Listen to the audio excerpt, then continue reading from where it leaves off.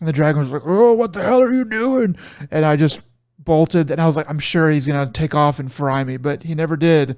So that was pretty cool.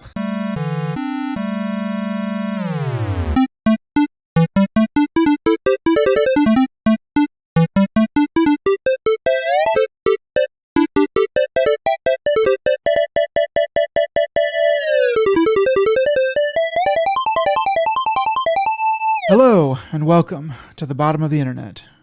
This is another Dead Pixel, the podcast that doesn't know it's a podcast. My name is Nick Vera, and I am your host. Here with me today is my good friend, the final contestant of Who Wants to Be a Millionaire. It's Joe. Joe, how you doing today?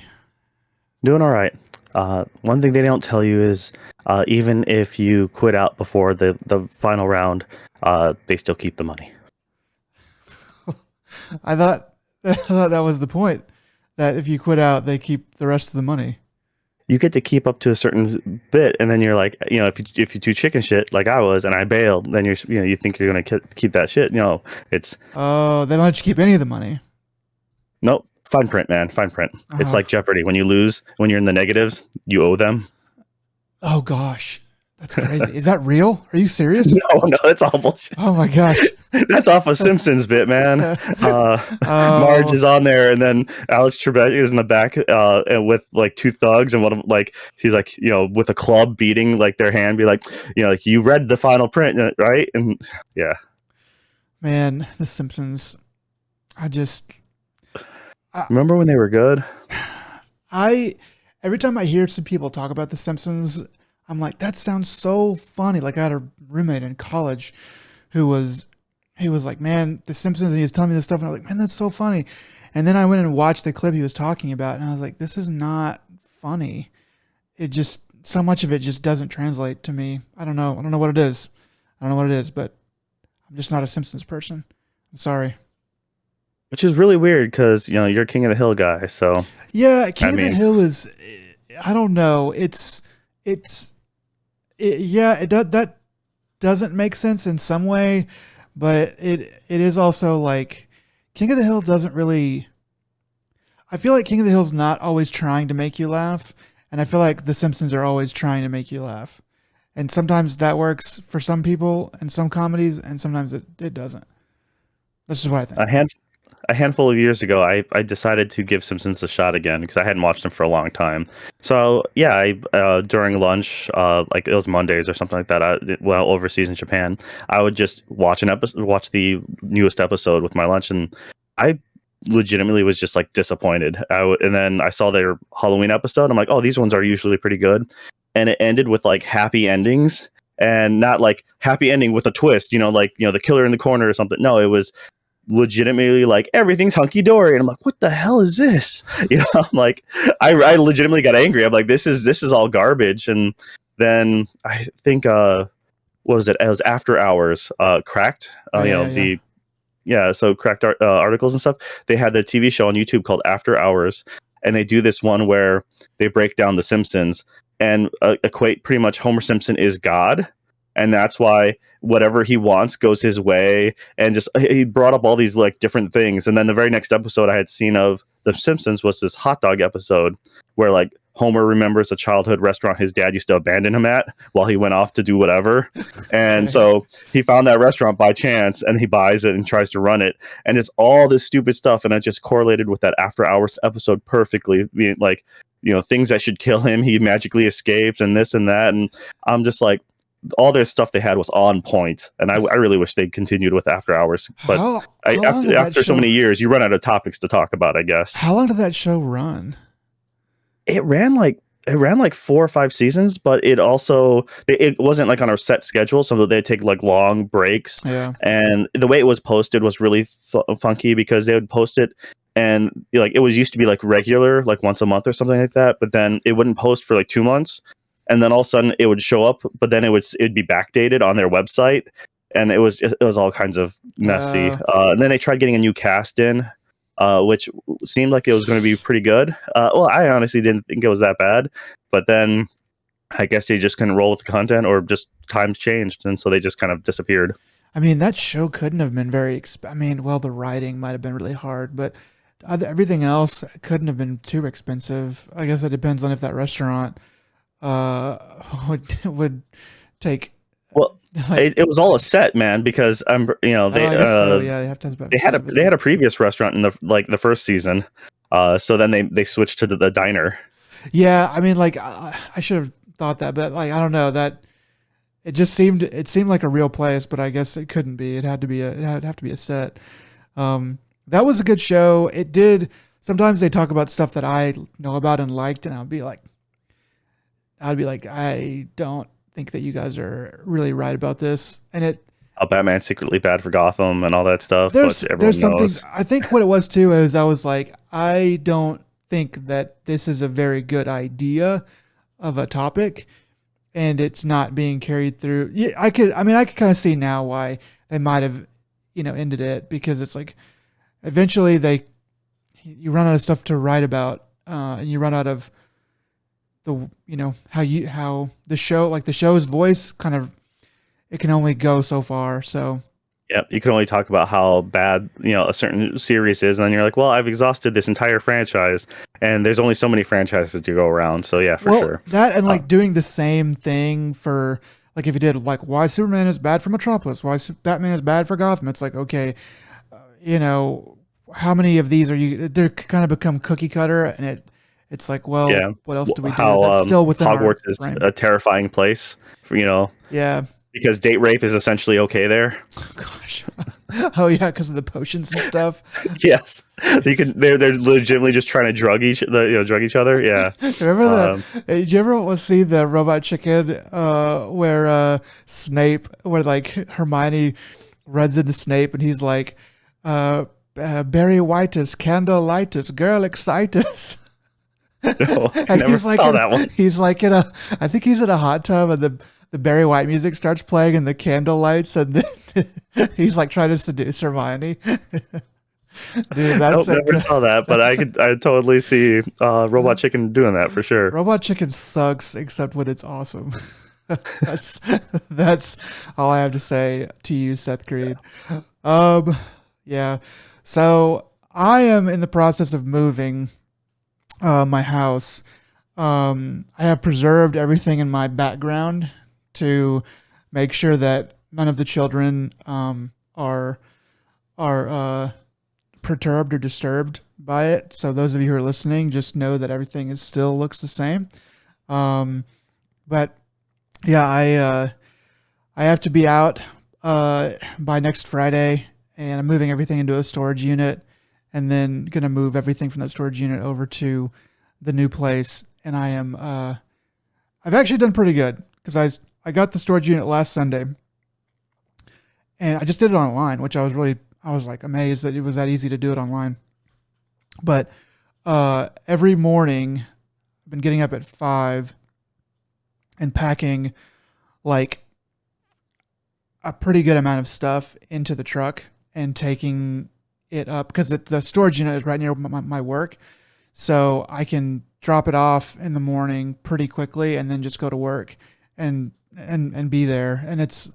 And my new apartment is close to that area too, so it's going to work out pretty well. But it's been brutal getting up that early, but not as bad as I really thought it was going to be. So anyway, that's been nice. But then I'm going to have a nice new apartment with another room and hopefully another a better, bigger space to podcast from. And you won't see the bed in the background. It'll be rad.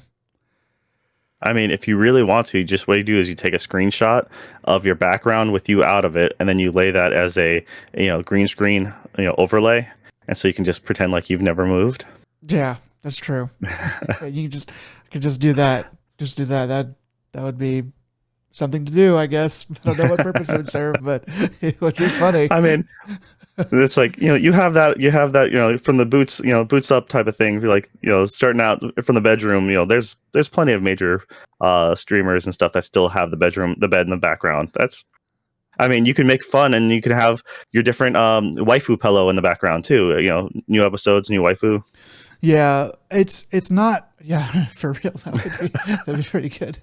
I mean, it's not that big of a deal, but I also wanted to start um, shooting from different angles within the same room and having different lighting setup. Really, what I want is a bigger room so I can pull the desk away from the wall and have basically like a crawl space so I can get behind and get to my, computer backsides and all that stuff without having to like reach like all the way over and nearly destroy everything every time you want to unplug something. That's my main goal. But yeah, so I'm excited, but it's going to be exhausting to do that. But anyway, how about you, Joe? What's going on in your life? I'm playing hell trying to get my daughter's birth certificate. Oh wow, Thanks to COVID, you know, a lot of the you can normally order them online from the county clerk's office, but those have been delayed. And I'm about to go on an airplane ride with her, so we're taking a family vacation, and they need proof of ownership of your children, I guess. So they need some government documentation. So I had to take a trip out, but unfortunately a few of the normal offices that are closer to me are closed. So I had to go exceptionally far to go to a proper clerk's office in order to get these in. So yeah, I finally got that today. That was a waste of, well, not a waste because I did it, but it spent up most of the morning, afternoon as well. So dude, any type of government documentation is just horrible. When I was trying to get my driver's license changed over to Texas, I had to I had to make an appointment, and I went there, and there was one like they needed to see my rental agreement to prove that I was living in Texas, and there was like one page in it that had not been signed, and she was like, I can't take this. I need something else. And I didn't have anything else that would, like, they needed a bill or something. And I just like didn't have one on me at the time. And I had to like go away and come back again. Like, I think they made another appointment for me like 2 weeks later, but it was just like, what the fuck? This is ridiculous.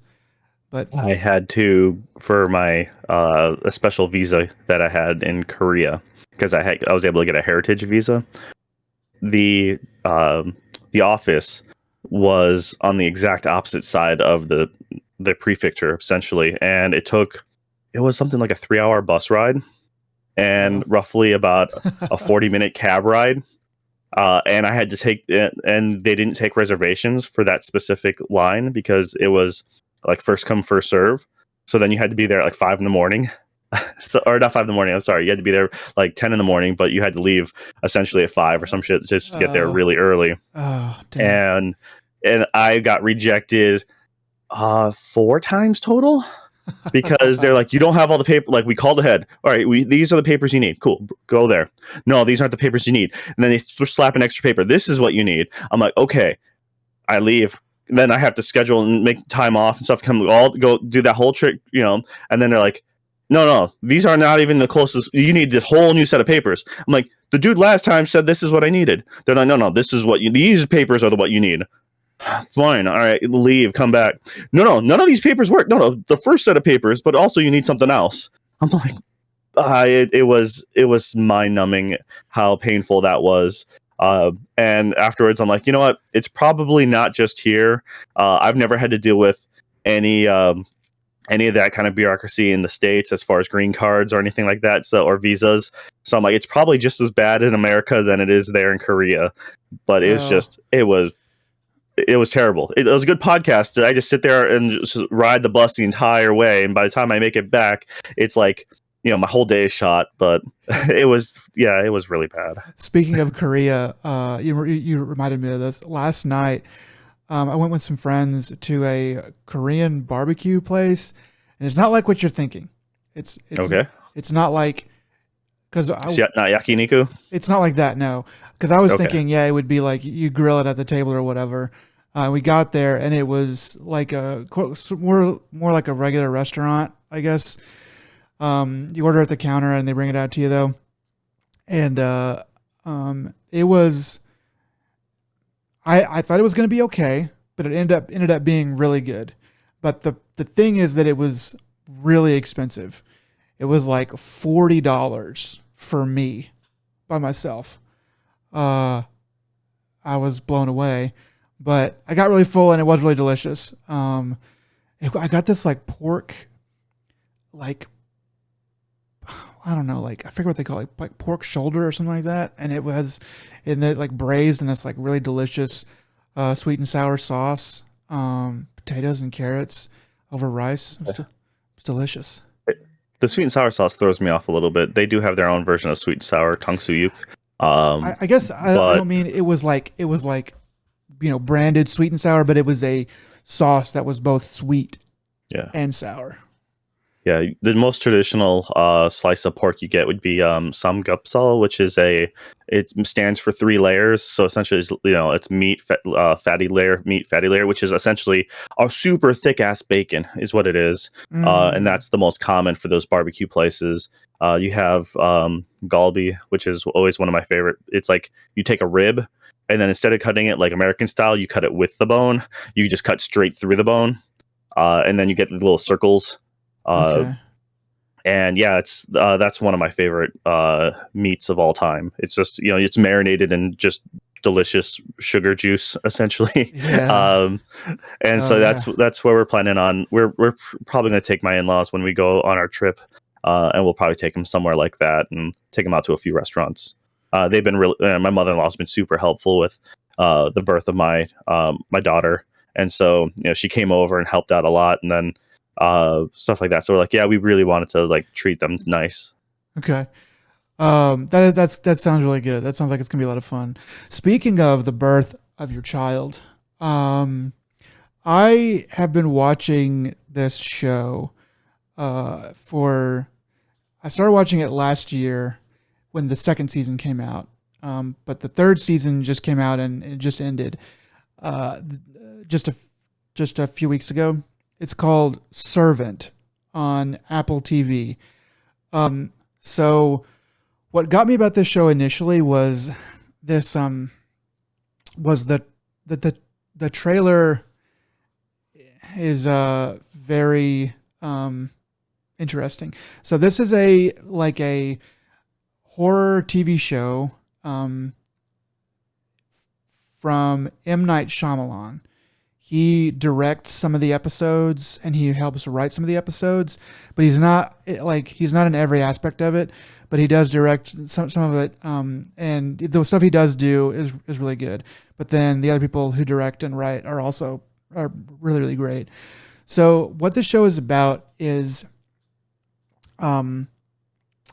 a family that lives in Philadelphia, like a upper middle class, lower, high class or rich class of people, and it's about a father and a mother, but they've just had a child, but they lost the child. The baby died, and in the trailer, it shows them putting. So I told this out of order, but like in the trailer, it shows them putting the baby to sleep in its crib, and then the mother goes to bed, and then the dad gets a drink of wine and comes back to the crib, and then he reaches down and picks up the baby by the leg and drags it, and its head hits on the railing of the crib, and you're like, holy crap. But then you immediately like realize that it's a doll, and he's like holding this doll, just like looking at it, and he's like kind of just drinking his sorrows away. But like he knows it's a doll, but the wife, the mother, has had a psychotic break, and she thinks that it's her real baby. And so the reason why it's called Servant is because the mother, having a psychotic break and not really being able to like grasp reality, has decided that they need a nanny for their baby. So they get kind of the star of the show, I guess. She's sort of the star. I think her name in her real name is Nell Tiger Free. It's kind of an interesting name, but she comes to their house, and she starts taking care of the kid, or of the doll, and the like after like the mom leaves one time, the dad's like, okay, you don't have to like, play around anymore. Like she's gone, and like this nanny just like continues. She's just like I'm fine just the way I am, and she just continues to pretend or like think that the doll, like play like the doll is real, and so the dad is like, holy crap, like what the heck's going on? Anyway, there's a lot of crazy stuff that happens through the show. It's shot really really well. It's a really nice looking show. I can't hear you, Joe. Sorry. All right, now can you hear me? Yep. OBS has been acting real bad lately. I'm sorry. Sorry to hear that, dude. Okay, go ahead. Can't hear you now. Son of a bitch. Okay. So yeah, Ron Weasley's in this. Rupert Grint. Yeah, he is great in this. It is so one of the things about the show that like I didn't know going into it, that might bother some people, is that it is filmed almost exclusively in or immediately around this house. So it's like a house in an urban environment in Philadelphia. So it's not really like a house. It's like I don't know. It's almost like a condo, but it's really big and really nice and very old. But Rupert Grint he's the brother of the mother, and he's always coming over, in order to be in the episode. And sometimes it's like, why are you here right now? And he'll say like, I forgot something, or I'm this something. And you're kind of just like, you're here because we're having a TV show. That's why. And you're an actor in this show, and that's why you're here. But he's great in it. He's kind of a smarmy, smart-mouthed brother, and him and the husband collude a lot to try to figure out what's going on and try to, I don't know, make the situation better. But anyway, season 3 just ended, and it's gone a lot of different ways. But it is a very good show. It's very satisfying to me, but I could definitely see how some people would be like, this is it just kind of irritating. But I've been really enjoying it. Can you hear me right now? Yes, I can hear you right now.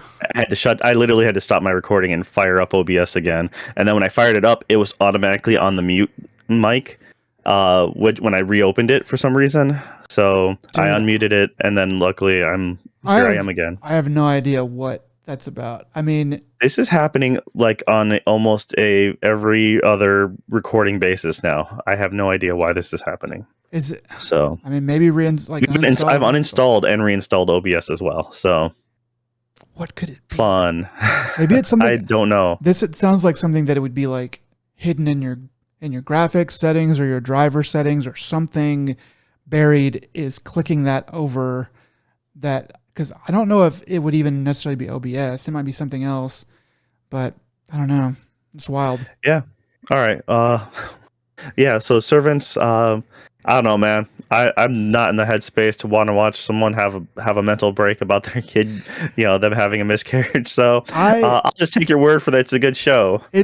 Yeah. I mean, I would say that if you have a child, it's probably not really something that you want to watch, because it is like, because it's actually not about a miscarriage. It's about something else. And they wait until like toward the end of the first season to like tell you and show you. And it's just, I figured when the moment you talked about him drinking and going to the crib, I'm like, SIDS? Yeah, because if that was the case, I'm like, sometimes when you look at your kid sleeping and you're like, you're really still, I'm just gonna poke you to make sure you wiggle, and then you do it. You're like, okay, cool. You wiggled, and then I can go rest now. Yeah. Because they lie really still, and you're like, I can't hear you, and you try to feel their breath under their nose, like, I don't feel anything. Poke in the cheek, and then they wiggle, and you're like, okay, cool. I'm gonna go back to sleep now. Yeah. that's good. That's yeah, I could see how you'd want to do that. But anyway, it's definitely gone some strange places, and it's just really well shot. But yeah, probably touches a lot of nerves for certain people. But yeah, that's pretty much what I've been watching. There's 7 episodes in the 3rd season. I think that's about the same, maybe a little bit more for the other seasons. It's kind of a shorter show. It's like between 30 minutes and 45 minutes. It bounces around, so it's a little bit easier to watch than say like a 45 to an hour long type show. But yeah, anyway, that I've been watching that, and I have been watching some anime, but I know that you have been too. So tell me what anime you've been watching. All right. Well, there's the one I recommended to you a while back, which was Ranking of Kings, or King's Ranking, depending on the English place you find it at. But it's also Osama Ranking. And this one it's a real kind of, there's a couple gems this season, and this is kind of one of them, I think.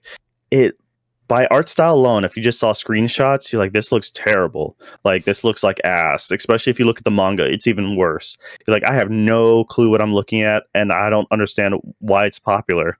But it got greenlit for 23 episodes, and they're currently dubbed, at least. It's on episode 16. So this one essentially is, it's like a storybook fairy tale, and that's kind of how I look at the drawing and the art style. It reminds me of something like old Disney or like the old Jungle Book. It has that like really squibbly drawing style. Like, it's not really clean and crisp, and it's very sloppy in a lot of ways. And some of the characters, like the queen, has a super pointed nose.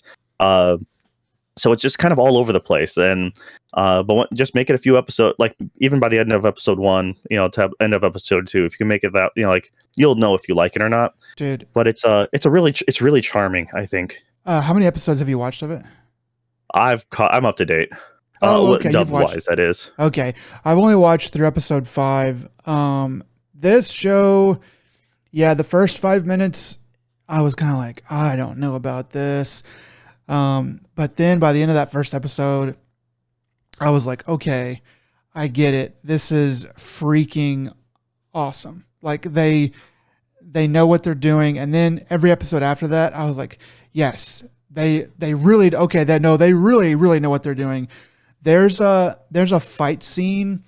I think it's in episode 3, between, 2 people kind of randomly.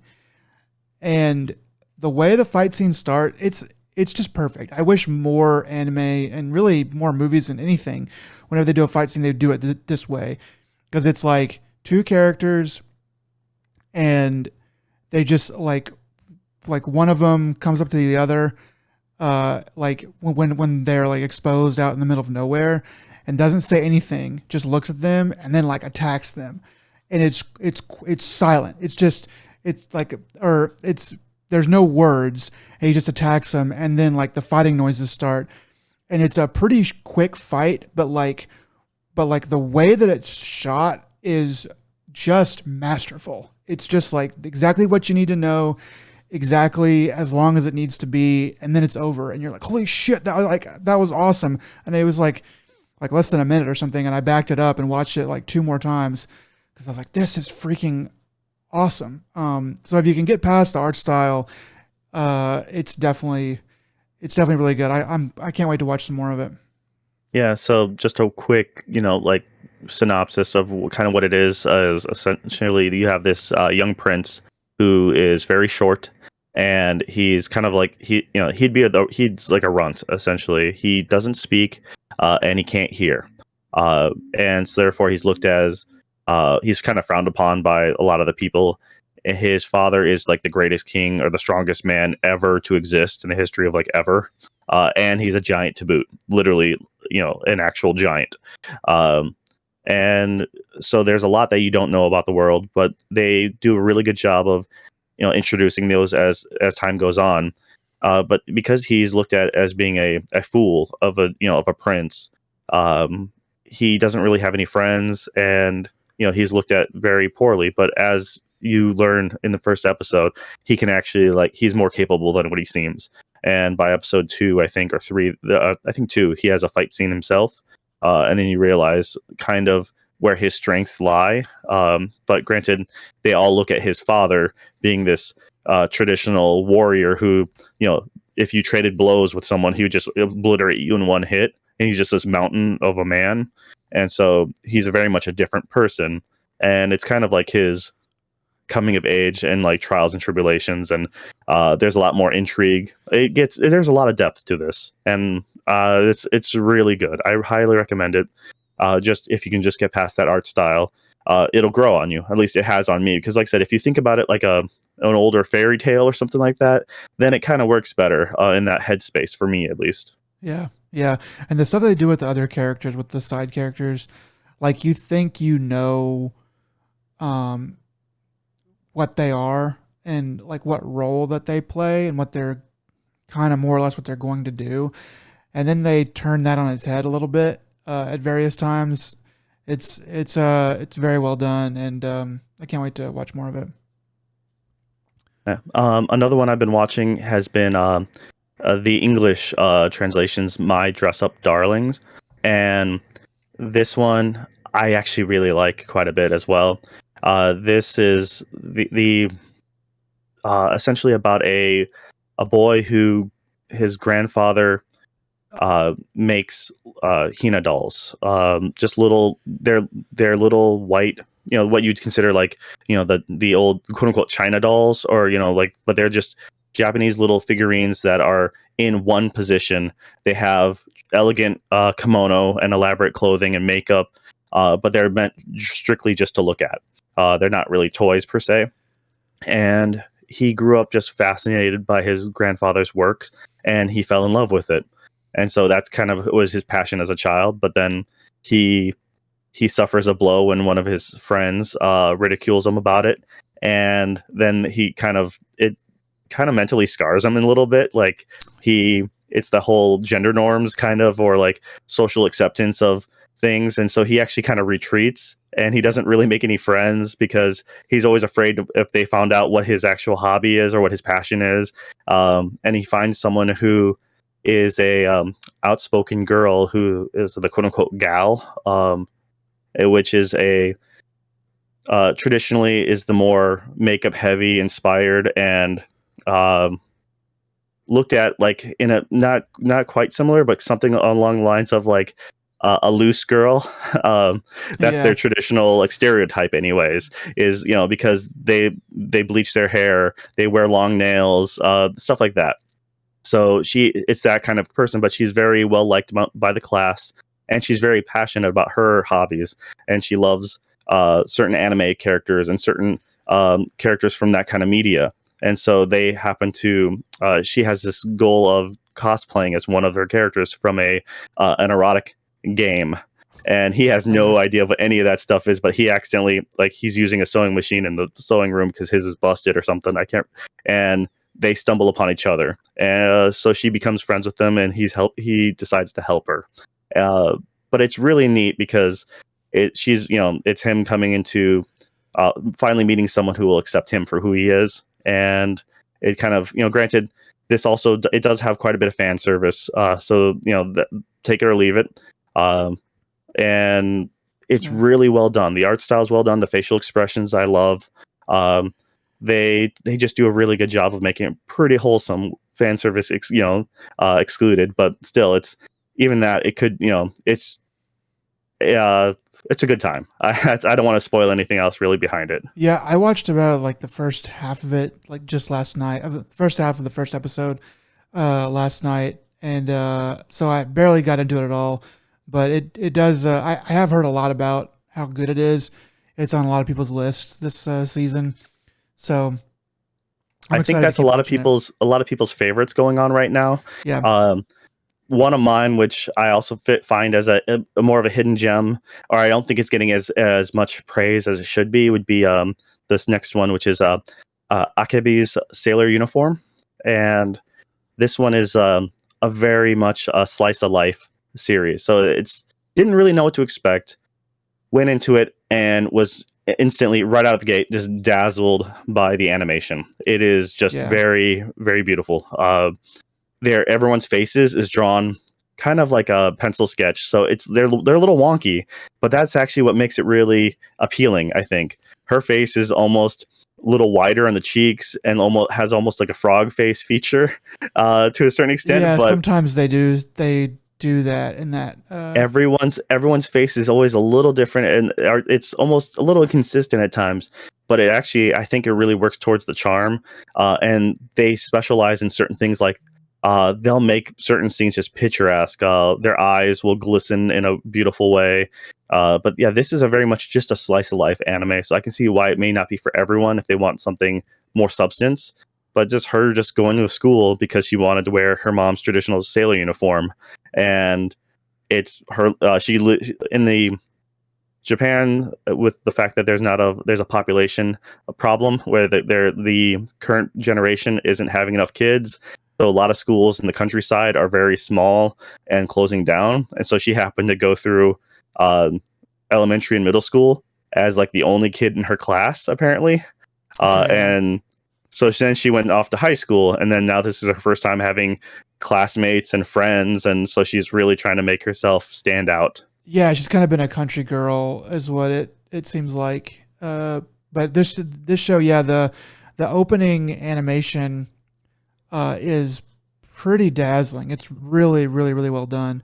A lot of bright colors. It's like movie quality for the first few minutes there, and then it kind of comes back down to earth a little bit. But that first episode is really well done. And it is a super cute slice of life. Everybody in it is very nice and polite, and they have problems, but they're like these cute, perfect little problems that have a happy ending. Yeah, it's nothing, no drama at all. Zero drama so far. Pretty much, yeah. But yeah, that one I've watched a little bit of too. I've watched through episode 4. How many are out right now? Do you know? Dubbed, there are currently 6 of that as well. Oh, okay. So yeah, I watched the first episode dubbed, and I watched the other ones in Japanese. I really liked the dub. I like the voices they picked for the dub were pretty good. The little sister I thought was super annoying the first time she spoke, but then later I was like, okay, she's not so bad. She's pretty good. I think the little sister is just fine. The very first time she spoke, it was like, what the hell is going on? And it's because her voice is like 4 octaves high. Yeah, it just sounded like she had like marbles in her mouth too, and I was like, what is going on here? And then she said I thought this little sister's going to be really annoying. But then a few more scenes later, she said some interesting things and made some good points. And I was like, okay, she's not so bad. She's pretty good. No, those are the key ones that I'm currently really liking. There's there's a bunch this season that's pretty solid all around. A couple duds, but I just probably won't go too much into the rest of that stuff. But for right now, those are the 3 key ones that I'm watching. I'm really focusing on. Yeah, I need to catch up on those some more, and then there's some others that I wanted to start getting into. But yeah, those seem to be the 3 main ones of the season. Yeah, so that's pretty much what we've been watching. So we can go over to what we've been playing. So I think did we both play the demo for Kirby? Yeah, I played the demo co-op, actually. I had a buddy over, and we went ahead and played that co-op. What did you think of this Kirby and the Forgotten Land demo? I think it's really good for their open world Kirby game. Kirby's have never been difficult game. They've always been the easiest of easy games. It's the very first game I can remember beating as a child. I had the Game Boy, the original Game Boy version, and I remember just crushing it. But also half those levels you could probably just go to the top and fly over to the end, and that's it. So I don't know. It's Kirby games are easy as shit, but this one's super fun, and I think it's for anyone who's younger. I think it would be a great game just because as an adult, like this is like, oh yeah, this is a no brainer. This is super easy. We chose the challenging mode because we're like they give you two options in the demo, and my buddy and I, since we're playing 2-player, like, all right, let's see what are they going to do? Are they going to make 2 Kirbys? Nope, they just give you like generic knife dude or whatever on the side. Or spear guy, I think it's generic spear guy, and so it's, generic spear guy and Kirby, and Kirby's the only one who can actually suck up and like transform to do the puzzles. So sometimes you'll need to do the gimmick in order to make it to the next scene. So the other player 2 can't do that, but it's fine. And like it was, we found all the things just to find, and that's. Honestly, I think if any kid who's in elementary school or a parent wanted to play with their kid or 2 siblings or something like that, I think it's a solid game for them. Yeah, I played the demo here too, and I didn't know what they were gonna do. I guess Kirby games have always been easy, but I kind of was thinking that they might make it a little bit more difficult. So whenever I did load it up and start playing, I was like, okay, probably not gonna get this now. I was probably never going to get it, but I wanted to see what it was like just in case. But yeah, it's a little bit too much of a cakewalk to be interesting to me. But it was still kind of fun to dip into it for a minute.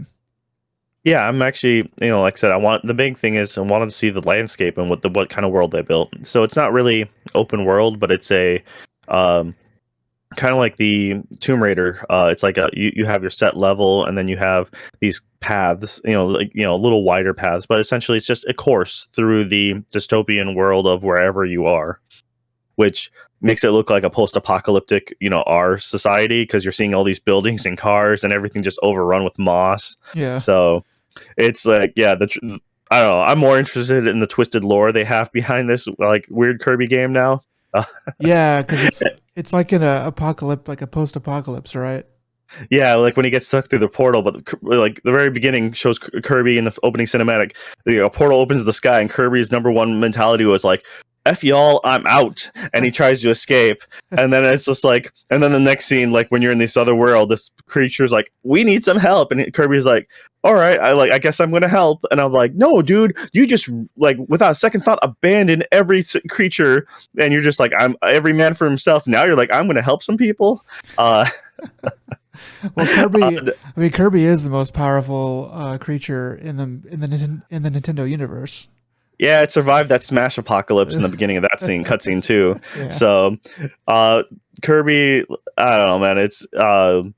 It's really funny because the enemies, like, they're capturing little fuzzy creatures, and I'm like, oh, Dr. Robotnik at it again, because that's exactly what I thought in my brain. But yeah, early on, you get somebody, and you basically look like Link from Zelda. You have like a green hat and a little sword. Oh, that's always been there. That dude's been there forever. Yeah, you get the sword dude, and you do a spin. I don't think I've played a Kirby game since that Game Boy one. Yeah, so at least not that I remember. Yeah, in the Game Boy one, he would grab the blade and he'd whip it forward. Like, I think it might have been the feather.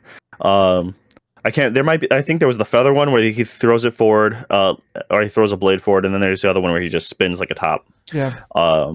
So yeah, it's neat, creepy to see Kirby like half eat a car, like a boa. Yeah. And then like they showed in the demo or the trailer too, but his little feet are the taillights. Yeah.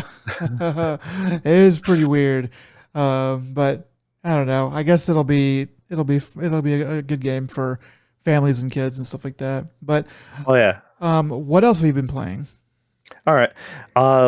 Well, I was going to play. I'll talk about the Chocobo GP in a little bit later in the news.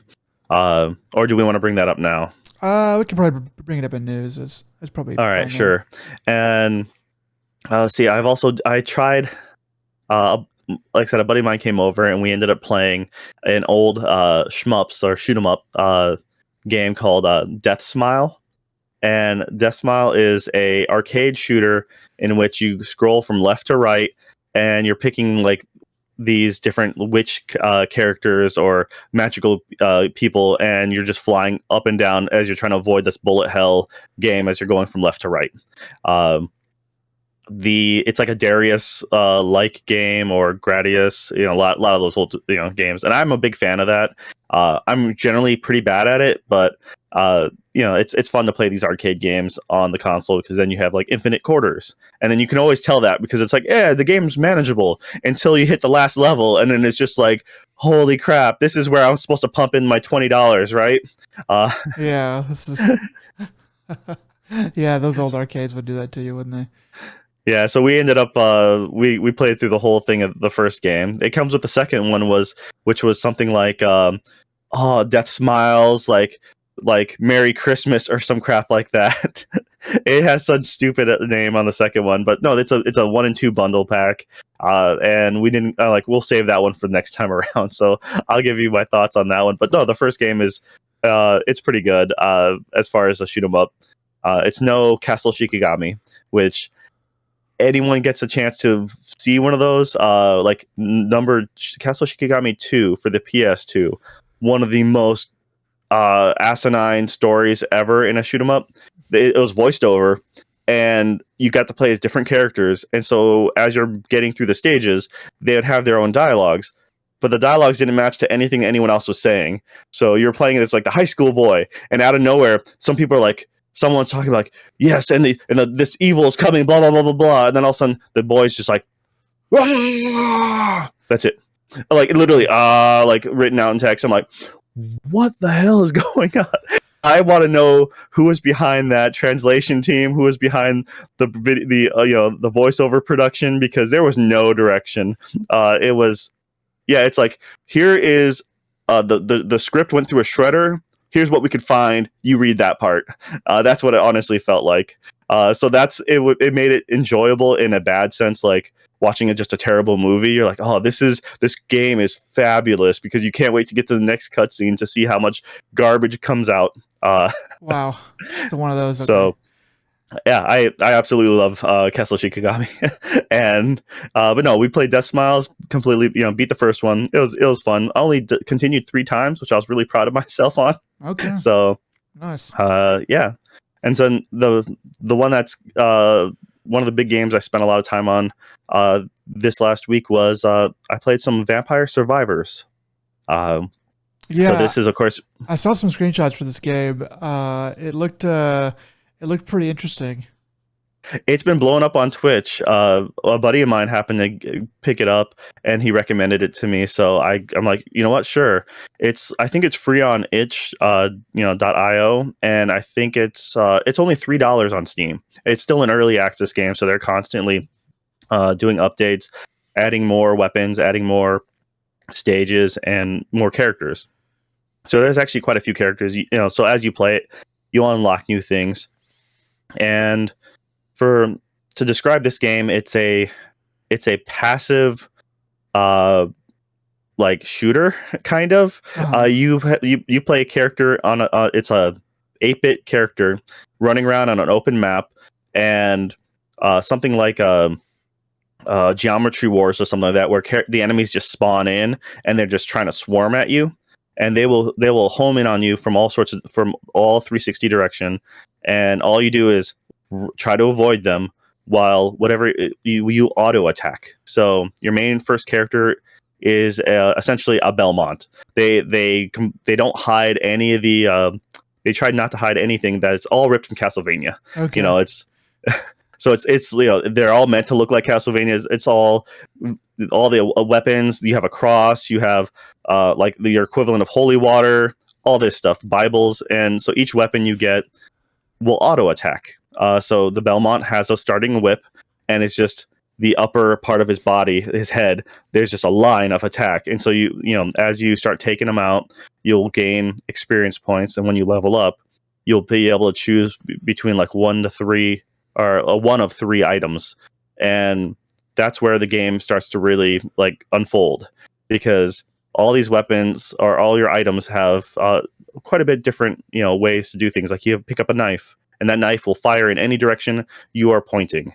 But if you pick up the Bible will spawn every so many seconds and do a ring around you, doing damage to any of those enemies.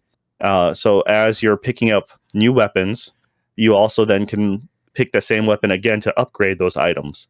And as you're upgrading those items, you're just doing more and more damage, to the point where if you get really good builds early on, you can just stop moving and the enemies will come near you, and like the Bibles will spin around. You'll have a garlic gas, which causes an area of effect, and they'll just murder themselves as they go right into you. It's really entertaining, and it's one of those things that you can easily dump a bunch of time into. Next thing you're like, wait, an hour passed? Holy crap. It's a really fun, simple game. Perfect to have on the background. Like if you have a podcast playing in the background, that's what I did for the first 2 hours. I played this game for 5 hours, I think.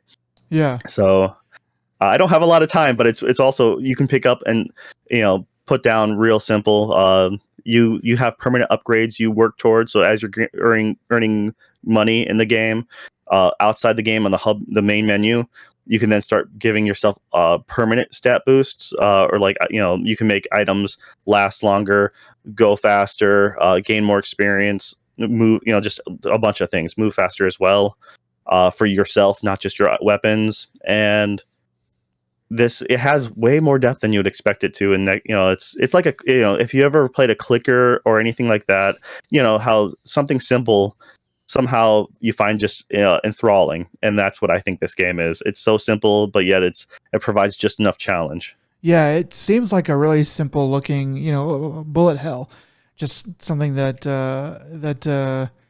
would be like, okay, this is interesting for a minute, but it sounds like it's got a really good feel to it. Like running around and doing stuff. Of course, there's upgrades and stuff, but it sounds like it has a feel to it that just makes you want to keep playing. Yeah, for sure. It has pretty solid music as well. So if you actually have the music on, it makes it pretty good. It took me a while to realize, but you actually can, depending on the weapons you get, and certain weapons will have certain item combination where if you get those and you max out your weapon and I think your item, or maybe you don't have to max out the item, but there's certain ones that work together in conjunction, and then you can actually then have upgrade to a new super weapon. So if you upgrade the Bible to the max, and I forget which one the Bible corresponds with. Essentially, what you're going to do is you're going to pull up a second internet browser link to see all the comparisons, and therefore you're going to choose which ones you want. But it's all RNG whether or not you may not get the second part of what you need, but if you get the two matching items and you max it out, you can then get a super item. And so the super item of the Bible is essentially the King's Bible, which then starts spinning around. There's no cooldown. It just is active all the time. So all the weapons and all the things are all on a certain cooldown. For the holy water, once you get that maxed out, it randomly drops. But then what happens is when you get that one maxed, it just constantly makes a circle of death that just goes around you. When it drops, it's like a puddle, so it slowly evaporates. But by the time it comes back, so the enemies are just walking into this acid puddle essentially for them. It's a really fun game, and it's like I said, it's one of those simple to play, a little more difficult to master, and also it depends on how much luck you got, because I've had some really bad runs where I know what I'm doing now. I didn't get squat and I get overrun, and I'm like, oh wow, I played really shit there. That's embarrassing. But then I've had ones. The max level time limit for each level is 30 minutes. Something happens at that point, which I'm not going to say what, but I made it. The farthest I made was 29 minutes and 36 seconds, I think. And I died. I was so angry. So close. I'm like, I'm done playing for today. But it was really fun. I was really impressed with my run. I had a really good build going on. But I just couldn't pull it off in the end. They really bum rush you towards the end too. So throw the controller. Yeah. So yeah, that's been a big time sink. And then the last one, which I've been spending the most time in, is the one I think everyone's been playing, which is Elden Ring. Yes. So. You and I both have been playing Elden Ring. So I've played about 17 hours of it, and I think you've played about 8. You think? Yeah, roughly about 8. I've actually put in more than that, but I started out as a samurai and realized Hmm. I tried playing. My experience with Souls games are I played a little bit of Demon Souls 3 and Bloodborne. I think I like Bloodborne more. But I only made it to like the first wolf boss or something like that, and then I'm like, I'm like, what, I don't have the time to like. I liked it, but I just didn't have the time to dedicate to it. I'm really liking Elden Ring, but I played the samurai, and I'm like, yeah, I'm gonna try a magic build because I've never tried a magic build. I heard the magic builds are a little more user friendly, and so that's what I did. Is I went around to um, I did whatever the magic build was. The not astrologer, but is it astrologer? I forget what it I is. think it's astrologer because Yeah. I decided to go with the confessor, and that was an interesting choice. It's I thought it was gonna be more magic based than it is. It's like strength and faith based. Um, Okay. and I started out with urgent heal and um, assassin's step. So basically, I could heal myself a little bit and I could walk quietly. So whenever I figured that out and I was going through, I was like, dang, I need to like raise my other stats because I don't have anything good for magic. I couldn't find anything for a while. So I raised my strength and dexterity and stuff like that, and that helped my casting time. And then I did manage to find a fireball spell eventually. And after that, I was like, okay, now you motherfuckers are gonna burn. But yeah, I've been having a ton of fun with it. How have you been finding your time? It's been okay. I've died a handful of times, not as much as I thought, but I've been playing it more of a safe, because I'm just mostly throwing spells from the back row, and I'm just trying to, I'm just farming out my places. I've done a couple of the small beginner starter like little dungeon things, really weak ones. I finally, I'm trying to think now. I beat the dragon. That's early that you can find early on. Uh, Which dragon? the swamp one. The one at the lake? I don't want to spoil too much, but all right. So slight spoilers for the beginning of the game. So your starting point, if Yeah, you head east northeast, like so, it's just that little bog right there. yeah, yeah. So it's next to it's kind of nearby where the lady who you can buy spells from. It's kind of in a dungeon. You have to beat the pumpkin head boss. Dang, I don't. I think I totally missed this.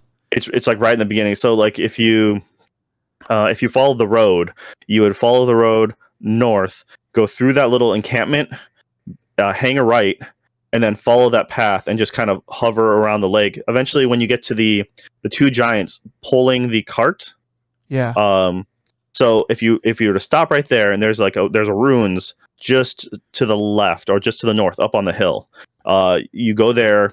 There's a plant creature around that area, and then just behind some of those ruins, there's a basement. You go in the basement. There's you'll find a the pumpkin head boss.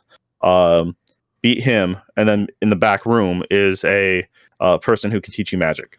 Whoa. Okay, I need to go do that because I totally did not touch that at all. I've been exploring like a ton in this game. I did beat some of the early bosses, like you said.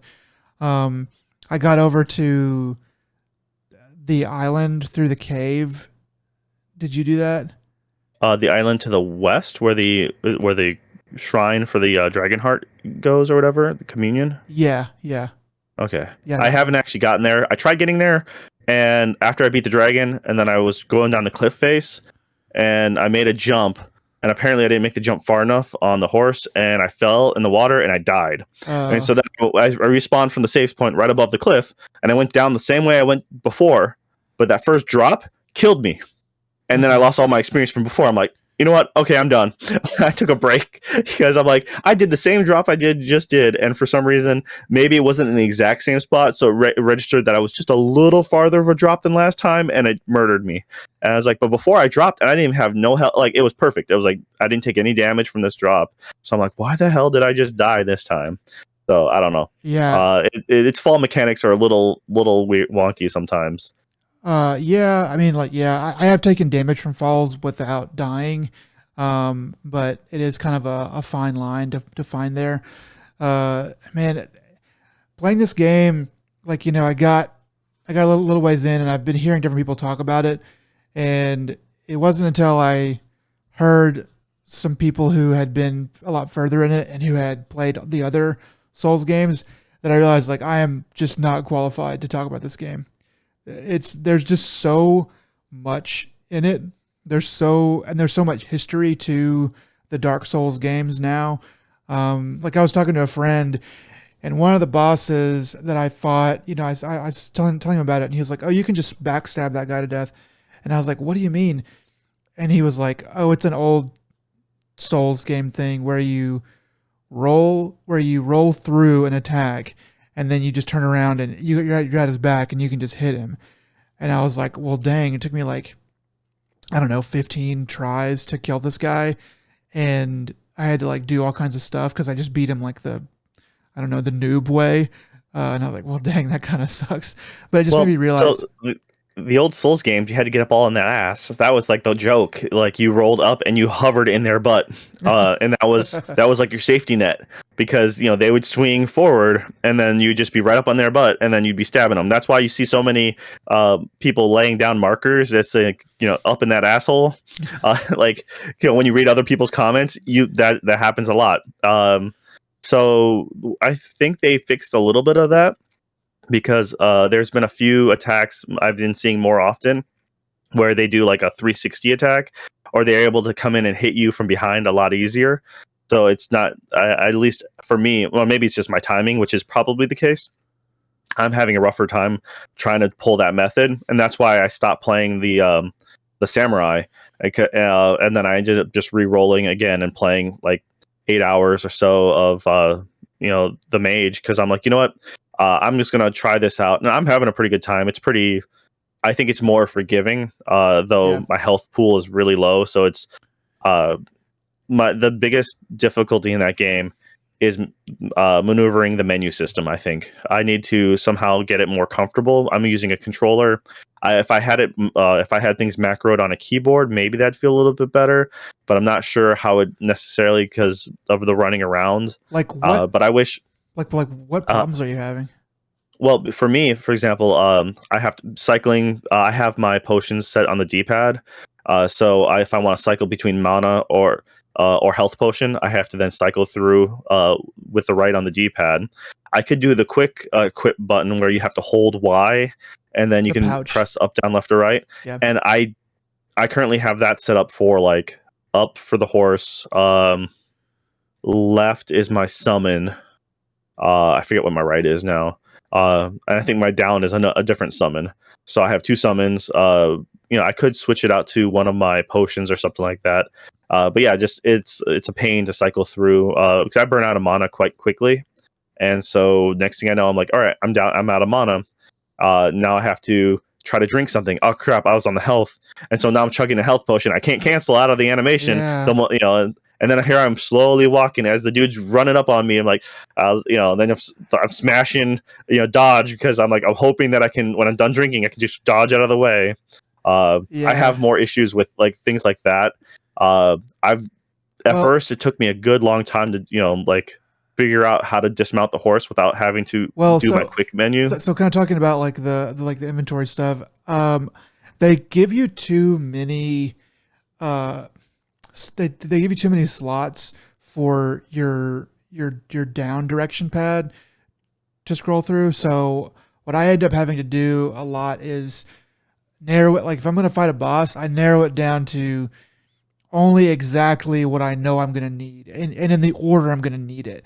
And even when I'm not in a boss, like when I'm not fighting a boss, I really narrow it down to just like the couple things that I know that I could need, because like they give you like 8 slots, and scrolling through 8 is just it's just too much. But I've barely been using the pouches at all. I didn't like I remember them telling me about it, and then I didn't use it for, I don't know, like 4 or 5 hours, and then I was like, oh yeah, there's these pouches over here. I should put stuff in there to make it easier to do other different things, and that seems to have helped a little bit. But yeah, it is hard to navigate that system. You have to kind of pretty constantly be in your equipment and inventory, sort of backing stuff off and putting new stuff on. Yeah, well, it's having started out with the samurai, the amount of times I'd screwed up forgetting to use my trigger buttons for my weapons because I'm just so used to hitting. It's uh, having to learn the rules of the game and the way it wants you to play. That's, I think, the most difficult part. The actual everything else, I think, is doable. It's just getting things to be moved quickly and like without subconsciously. That's the part that really messes me up. Even early in the game, when I first played it, like I jumped off the horse once, and I'm like, I didn't actually know how I did it. I'm like, how the heck did I do that? Then later on, I was trying to figure out how to dismount, and so then I just, since I have it hooked to my pouch, I hold Y and then press up on the D-pad. And so then, just like you summon, that's how you can get off. But then later on, as I'm playing like 2 or 3 hours in, I started doing this mistake almost all the time out of nowhere because I realized you have to dash holding hit circle when you're on the horse. But then next thing I know, I kept on instinctively hitting L3, because that's what it would be in other games. And then I just wouldn't stop hitting it. Like somehow it didn't bother me for the first while in the game. I did it like once, and then that was it. And I'm like, oh, so this is how you dismount. Great.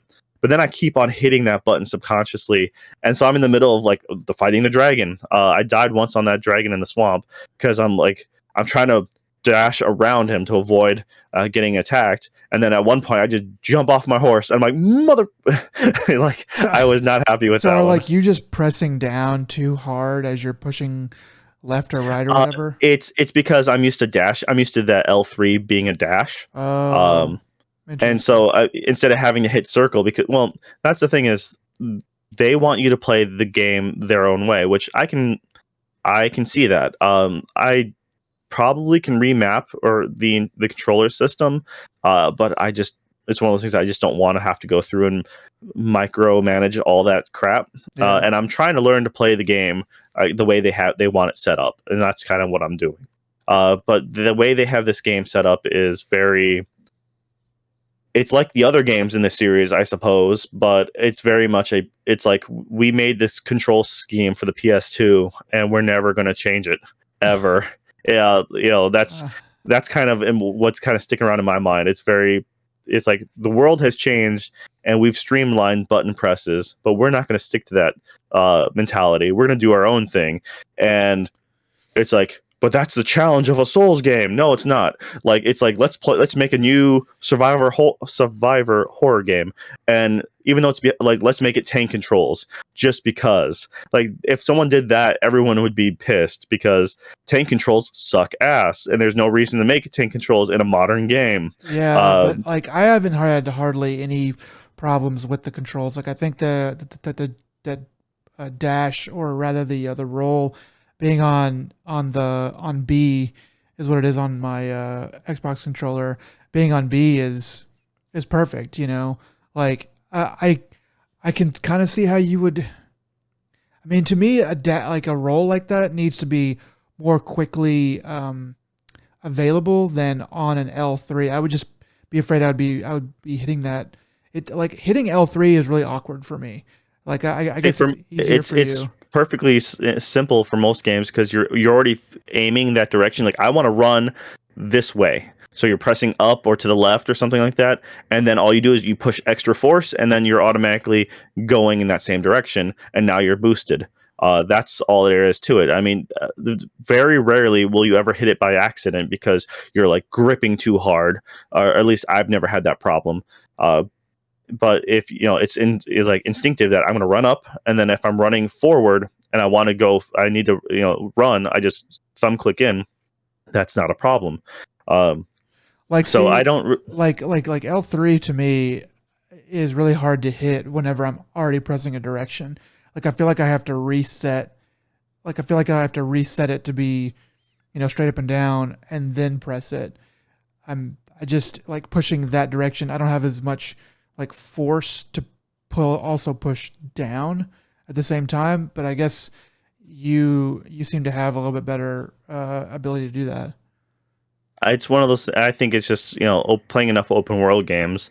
It's kind of common in a lot of them, but also Circle is still viable. But it's just like I said, most recently the games I've played have been different. And like I said, I'm not saying it's wrong. I'm just saying that certain ways they have the controller set up, not just with that one in particular, but there's a few others that just kind of it works against the common player. I feel. I feel like you do have It's to like get used. You do have to get used to it being able to get to those things very, very quickly, because if you don't, like the game, that's kind of what makes the game cool though. Is it doesn't give a fuck, and it's not like turn based. It's like it makes it feel more real to have to get to your sword or have to get to your bow rather than just have it. I don't know, somehow pop up automatically. yeah, but you can easily find better ways to streamline things instead of making it more asinine to press and hold Y and then choose a bumper button to hold to two hand a weapon. Like I feel that there's better ways to do controller layouts. But they're like, this is what makes it work. Yes, it's not perfect, but guess what? Just deal with it because it's a Souls game. And I feel that's a lazy way out of saying like we could, because you can uh, optimize something like, yeah, like I this game is early, like this game, like people like jank in their games to a certain extent. I'm like, yeah, but when it's a full-fledged thing, you shouldn't have as much jank. But like, no, that's what makes the game the game. I'm like, no, dude. I So don't I feel I that you don't think can make it's things better. I don't think it's janky at all. I think you'd have to sacrifice like what it means to be a Souls game, and by that I mean you can't pause. Like you can't pause the game. You can't like there's only so many buttons on a controller, and playing it with a mouse and keyboard people do it. I mean people beat this stuff on like a guitar, like a music guitar or whatever.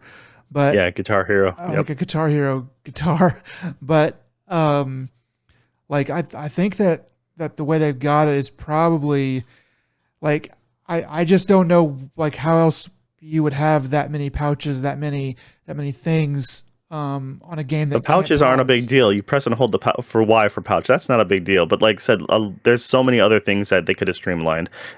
You don't. I don't know how much open world games you end up playing, but like I said, it's just I felt that this kind of concept has been. There are answers to this, but once again, it's the excuse to fall back of it's a Souls game. Like, no, dude, it's like saying a Resident Evil game has to have tank controls. I They just haven't had tank. They grew up a long time ago. They can make this grow up, and yet you can easily make things more optimized. You know, if you don't understand that, that's fine. You don't have to, but like to say you have to learn the system, I'm like, that's it's like I can understand the argument. I just think it's not 100% good one. like what would they need to streamline? I mean like the roll on L3 that makes sense. If you wanted to put something better on B or on circle, but like what else would you change to like how else would you streamline it? Well, as far as the way inventory, see a lot of the things with this game is granted, it's another excuse of the Souls game is we don't explain anything to you because that's a Souls game. I'm like, yeah, dude, but you can at least give a little bit better job with the tutorial system. Did you end up doing the tutorial bit? Like, in the very beginning, did you fall down the pit? Uh, I don't think Half, it's a so. 50-50 because some people don't even notice it. Other people feel are afraid it's a trap. So right in the very beginning, when you spawn in that tunnel or in the cave, did you go straight to the door or did you fall down in the pit? I went to the door because I didn't fall down in a pit in there. No. Yeah, so there is actually a pit right there that can that Oh yeah, works as the I tutorial. remember that now. Okay, yeah. No, I didn't Yeah, do that. So it's like, and all those enemies in there are pretty much one shot kills, and they're like, here's how you parry, and then it's like you fuck up the parry, but you still connect with your swing, and then they're like, they're dead. I'm like, cool, that didn't teach me shit. While a modern game would be like, all right, we'll let you continue this until you successfully do a parry. And but no, that's like I accidentally killed quite a few of those guys because I was trying to do the mechanics that they were asking for, and like I tried backstabbing this dude, and they didn't do the backstab animation. Instead, I think I hit R2 instead of R1, and so I did the big swing, and I'm like, oh, he died anyways. Like, but it wasn't the backstab animation that you're familiar with, and so then I was able to succeed in backstabbing another dude. But they're like, yeah, to do the parry, the cancel attack or whatever. So you when you block, and then right after they stagger, you hit the R2 for a strong attack. Like I tried doing that, and that didn't work out. Like I'm pretty sure it didn't work the way it wanted to, but I killed it anyways. I'm like, okay, I'm not learning much from here. But as far as the actual controls go, like I said, I think that you can end up setting up. You can do this so it's. I would much rather sacrifice a couple shoulder buttons or rework some of the controls to have a quicker access to my heals, or to you can do a short press or a long press. I would much rather have something like that. The simple fact that it's a small gripe, but like you go into the menu screen when you tap I'm using a PlayStation controller, but all the buttons are interfaced as an Xbox controller. So that's why if I said circle before, it's B, but it's so yeah, it's all the buttons that show up prompted for Xbox, but I'm playing on the PlayStation. So I do the touchpad to jump into the map, and you touch the touchpad, and it brings up, this is how you use the map. It doesn't bring, like, you have to hit B to back out. Certain things are clunky that way. I don't mind the fact that it sucks, because sometimes I have to go help, maybe help my kids or something like that. So I have to just leave. I can't pause the game. So I'm like, okay, I have one of two options. I can just hard quit because like it's an emergency. I gotta leave now. So I either X out of the whole darn thing, or I can wait in the field and hope I just don't get rolled upon and get murdered. Yeah, I had to put it down for a second at night, and this when it was night in the game, and this I think you were texting me actually, and I looked down, and I looked down to answer the text, and then I looked back up, and this black knight on a black horse had rolled up on me and was like slaughtering me, and I was like, wow, I'm just standing here, dude, but he just found me, just wanted to come and kill me, and I was like, holy shit, and I just died, and I was like, well, okay, I guess that happened. I mean, like, I see what you're saying, and like there is a certain aspect of these games being obtuse. They're just, it's like, all right, you've proven to me that you're hardcore. I get it. Now let me have some fun. I think this game, so I just played Sekiro back before the new year. I played it for about 10 hours, and I couldn't get hardly anywhere. I didn't even beat like I don't think I beat even one boss. And like, oh no, I did. I beat the spear guy. I forget I think they call him the Shinobi Hunter dude. But I had to look up a guide for how to beat him. Like, that game, it's so incredibly hard that it's not really even fun anymore. I mean, there were fun aspects to it, and when I did beat that guy, I was like, oh dang, that's so awesome that I finally beat this guy. But to get to that was just a lot, and I think that like all that is not too bad. But the thing that really got me about Sekiro was the dragon rot. Are you familiar with this? I actually haven't played Sekiro. I just omitted that one from my like repertoire. I'm like, I played a little bit of Bloodborne, and I was just like, yeah, okay, cool. This Sekiro game's coming out. It's not for me. I'm not going to touch it. So that's where I left it. There's this thing in Sekiro called dragon rot, and where if you die too many times, then there's this. It basically makes the game harder, because you're dying too many times, it makes the game harder. And like when I first started playing, I was like, okay, I'm gonna try to beat this guy. Oh, like I died. Oh, like, and you kind of die a lot as you're like learning how to do it, because the tutorial in that game fucking sucks. Like it's worthless. Like you go and they show you how to do the move, and then you go do the exact same thing on another enemy, especially a tougher enemy, and they're like, nope, fuck you, you got the timing wrong. And it's like, well, what is the fucking point?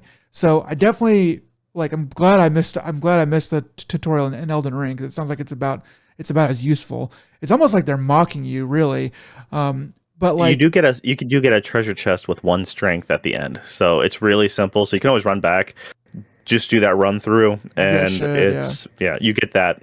So like the thing with Sekiro though, I'll just kind of finish that up, and is that like the dragon rot, I was like, it just made me start to play so cautiously that I had to level up and just do the same things over and over and over again, that it brought the game to a slog.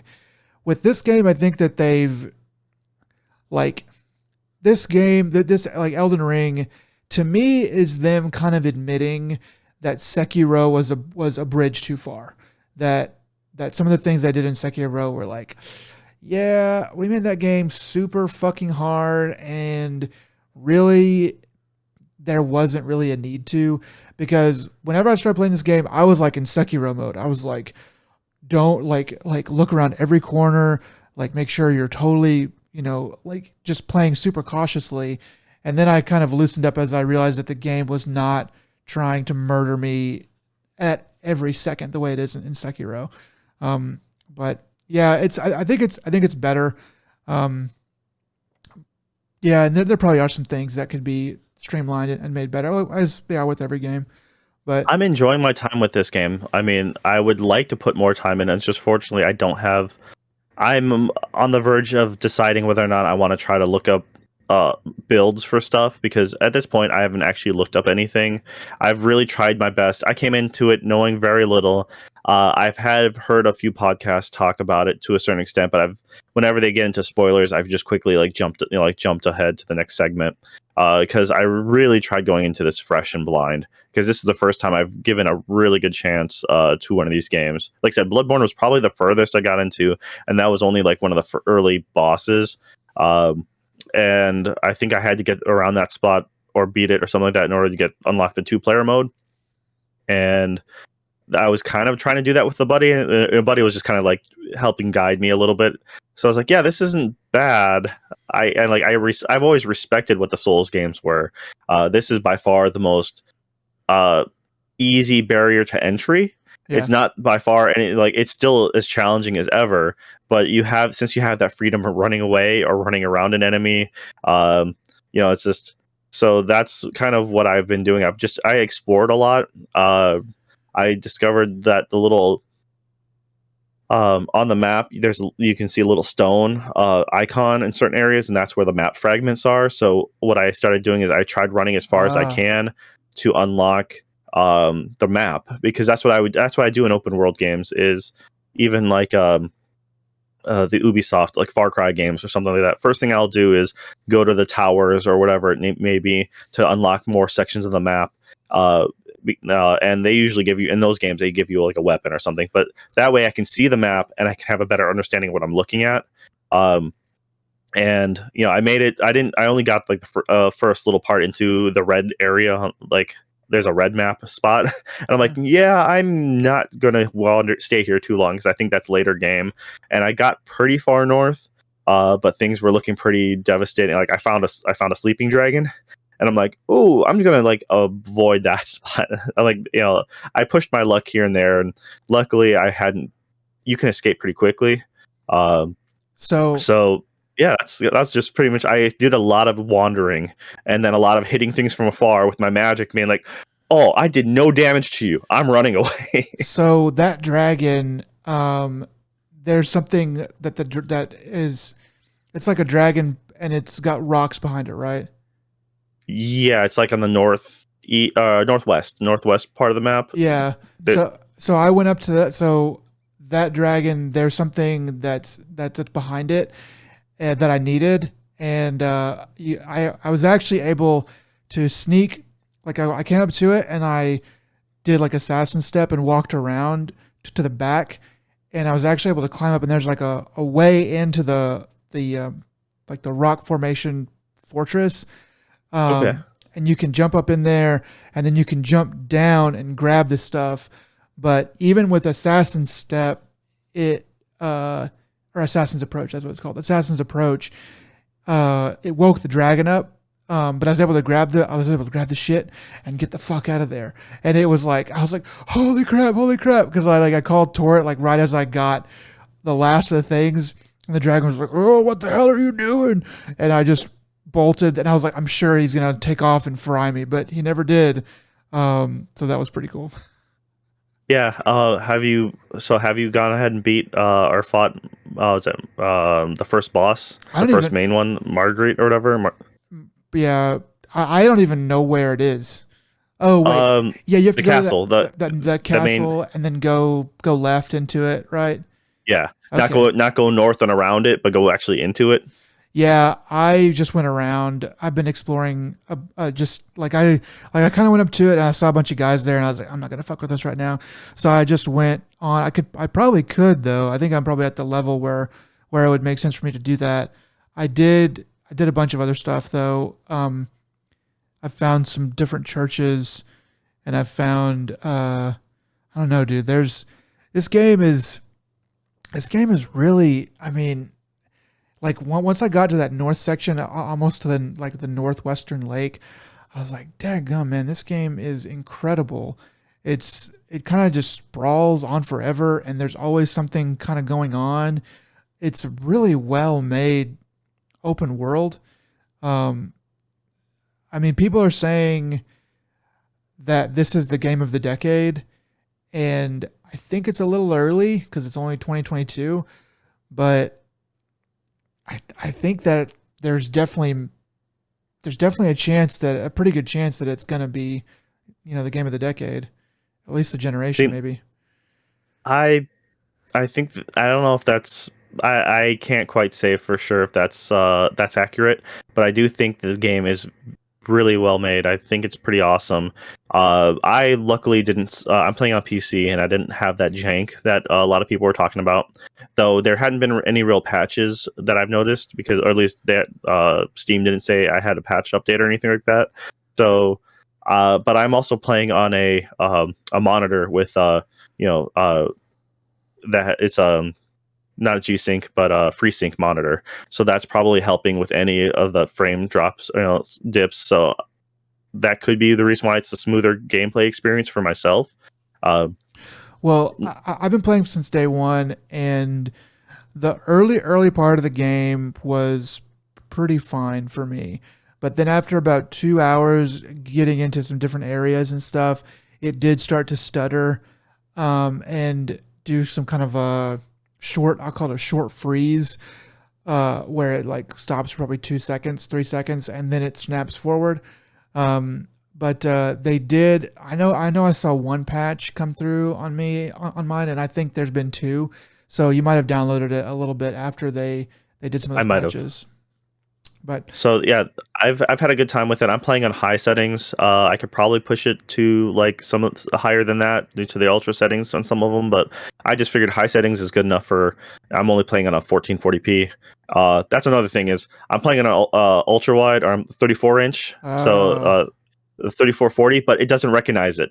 It says like it's in the options for full screen, and it has the dimensions. So then you click on it. But then it has 2 giant black bars on the side, and I'm like, "You kidding me, man?" So it's still playing at a standard. Was it 240 something, 2440 or 20, whatever the standard 1440p settings is. But 3440 is the wider aspect. The ultra wide aspect ratio. So I was kind of disappointed in that. So because of that, I'm playing in windowed mode now, and then I'm like, all right. And that way I have certain I have my Discord up on the side and stuff like that, so I can talk to people. That still sucks though. I mean, it can't be that hard to expand the view if you have the graphics card to handle it, which you do. I mean, like, I was surprised I'm playing on high settings. Like, it just automatically read my, 980 to be able to play high settings. I was like, well, okay, so I'll just try that for a while, and it's working pretty well. Probably my shadows are turned down or something, but otherwise, it's running well enough to totally be very playable. Yep. I think another part of this game, why it's more accessible to me than any of the other games have ever been, is the color palette. I actually think this game looks really good as It far as does. having a variety of things to look at. I found playing, though I like the architecture and the style of the Souls games and Bloodborne. Just I think that just the grim, just being like, castle walls and constant, like, or is this all very shades of gray? And this one at least has more vibrance in it, and that also helps visibility in general. But I think I generally just like the way this game looks, and that more makes me more inclined to play it because Yeah. it's not this drab downer of a look. And granted, I understand that's part of the ambiance of the other games. But it's one of those things that if I'm going to dedicate myself or I'm going to try to put in a lot of time to something, I'm going to enjoy what I'm looking at. Despite it being a horrific looking monster, I'm going to at least want it to look, pretty good. Cool. And Yeah. this game looks really good. I like I said, I understand why it's getting such high praise. I can't, I don't think I'd mark this game a perfect 10, but I would most definitely mark it a 9. Yeah. I think So it'd be pretty hard it'd be pretty hard to argue that it's less than an 8. I mean, I would hear arguments for that.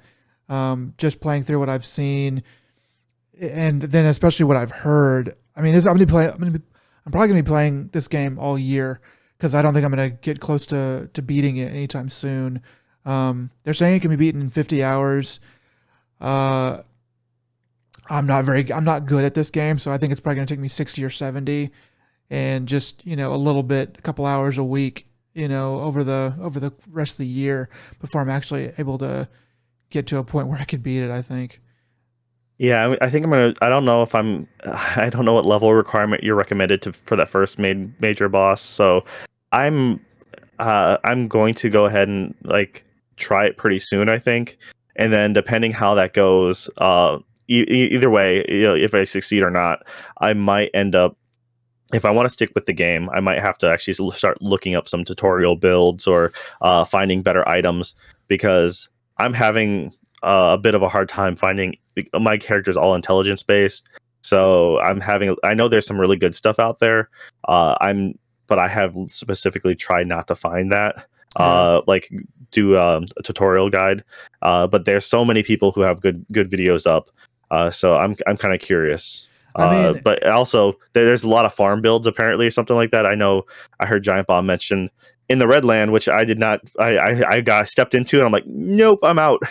Like I barely wandered in there, but apparently there's a farming spot in there that a lot of people do or something like that. So for runes, okay. so I'm kind of curious about that. Like, it pops up on my YouTube feed a lot of just this game's everywhere. So I mean, uh, I think it's whatever keeps you, entertained by it. As long as it's like, as long as you're still having fun, then I think it's fine to look up a guide. It's better than, I think I'd rather you do that than just bounce off the game completely. I mean, eventually it is going to be like, there's other stuff to play, and dadgum, man, it's 50 hours into, because I don't know, that seems quick to me. Um, 50 Yeah, I think hours. honestly, Yeah. I think the few people that I heard have completed it in 50 hours have been like the one person I heard did it in a little over 50 hours. They did some side missions, and that's what some of their co-hosts were joking like, yeah, you just skip all the story though, literally, because that his MO. He'll play an RPG, just mash through the entire story and like skip as much of it as he can just to get to the actual gameplay, and he does not give a flying fuck about the any Wow. story for anything. So they're like, you just beelined it to the egg, and didn't you? He's like, no, I did quite a bit of side stuff. But then after What he happened? started talking about it, he's like, yeah, so I started exploring the world afterwards, and then I discovered a whole new continent that I never, like a landmass that I never even touched. And I'm like, it's like, then you didn't explore that much. Um, I'm the opposite though when it comes to open world. I've had to fix myself over the years because as a old JRPG or like even CRPG player, I would explore every nook and cranny of every location that I was given. I always check from the Super Nintendo, you got to check behind all the buildings, break all the fucking boxes, do all that stuff. And then every time I got a side quest, I'd handle those first, because then by the time I made it to the end boss, I would be super OP, and I would just crush the boss. I'm like, that's my power trip fantasy, right? I'm always okay with that. Then come Elder Scrolls, not Morrowind. I didn't play Morrowind. It was the Oblivion. Oblivion had scaling, and that became super hard because you would scale, the enemies would scale with you, and then you'd have like an escort mission where the person you're escorting didn't scale at all, and you're super high level, your enemies are super high level, and you're supposed to baby this guy, and like after you're babysitting them, they like 2 hits and they're dead, and you're like, you painted yourself into a corner. Yeah. So yeah, that's kind of how I realized I stopped playing those kind of, like, this is the first time I played an open world like fantasy game in a long time, because I really tried Skyrim. I tried Skyrim so many times, and I just can't play Skyrim. There's something about it that doesn't click with me. I'll play a Fallout more often, but still, like, I'm just not really good with that. I need an objective, and so this is the first time I've really put in some time, and still, like, without having a real purpose and finding things by accident, it's fun, but I kind of want a better guidance system. That's kind of, I know it's not a Souls way, but it's, for me, it's just, that's how I am. I need to be, it doesn't have to be like Ubisoft, every marker everywhere, everything, but it could be like a little bit of better, like, go in this direction. I went in that direction. I found I was wandering to the south, and the little icon was like, go south further. I'm like, okay, I'm at a castle now. I'm like, luckily it wasn't that bad, but I'm like, I don't know what I'm doing here. I banged my head against it a little bit. I'm like, okay, I'm done here. And like, I was able to do that one easy enough because it's easy, but as far as the game goes, this game reminds me of Breath of the Wild a lot, because it's just here you go. What I do like about it, and we can move on after this, but what I do kind of like about this game is kind of like, you're going through, you're doing a thing, and then you run into a boss or somebody or a garrison or something, and they're just like, fuck off, and you just get fucking murdered, and you're like, okay, not going back there again. I guess that's where the game does not want me to go right now. So if you can take that hint instead of just like ramming your head against it over and over again, the game is pretty, I don't know, it's not really easy, but it's pretty light and fun in a lot of ways, a lot more than I would think a Souls game would be. Depending if it's a roadblock, it's always worth, if there's a save spot beforehand, it's worth maybe trying to run through it, because there's a lot of times there's a save spot shortly after said roadblock. There's been more than one time where I'm running and fucking dude on horseback is chasing after me, ready to murder me. I jump off a torrent, quick smash the Y button at the save spot, and then he runs by me as the save like blooms, and like I'm like it's literally like home base. I'm safe, Yeah, like wandering around and seeing one of those great sites of grace is always like, oh, thank God. I've been trying to. There's this castle in the south that I was trying to get into, and like there's this giant, that's just a giant in front of it, and he throws spears, and I was kind of avoiding him, and I was like, okay, I gotta fight this guy, and then I was like, wait, that door is open, and so I just rode right past him, and because like I shot some arrows at him, and I didn't do like any damage to him, and I was like, this guy is gonna be really freaking hard, and I was like, oh, I could just go past him, that's fine, I'll just do that. But anyway, this game's super fun. Can't wait to keep playing it. Some other games I'm going to be playing soon. Some more of is Triangle Strategy, but I'll be talking about that probably next time. Me as well, because I'm hoping to play that when I'm on vacation. So we'll see how that turns out. I don't have much else to play, so that I'm just going to be bringing my Switch, and yeah, so I hopefully I'll have something to say about that next time around. Yeah, and then I'll be playing Elden Ring for the rest of my life, probably. So going on from that, Joe, do you want to take a break, or are you good to power through?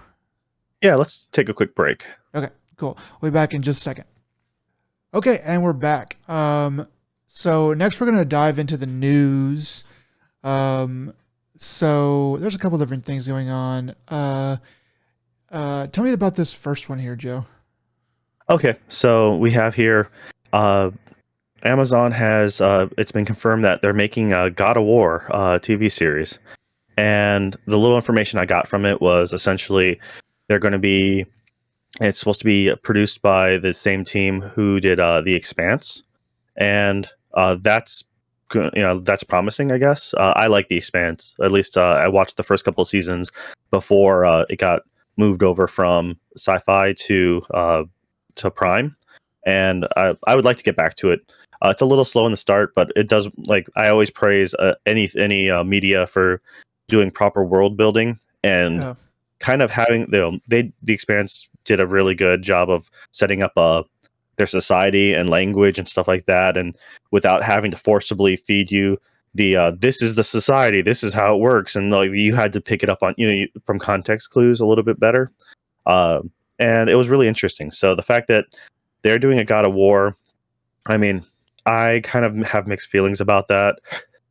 How far back do you go? Are you going to go with, do you want to just continue from the current God of War reboot, or do you want to go all the way back to, you'll probably go back to him from the first game, but then you have beardless Kratos. So a lot of people maybe not too much of a fan of that. I don't know. Like, do you paint a guy white?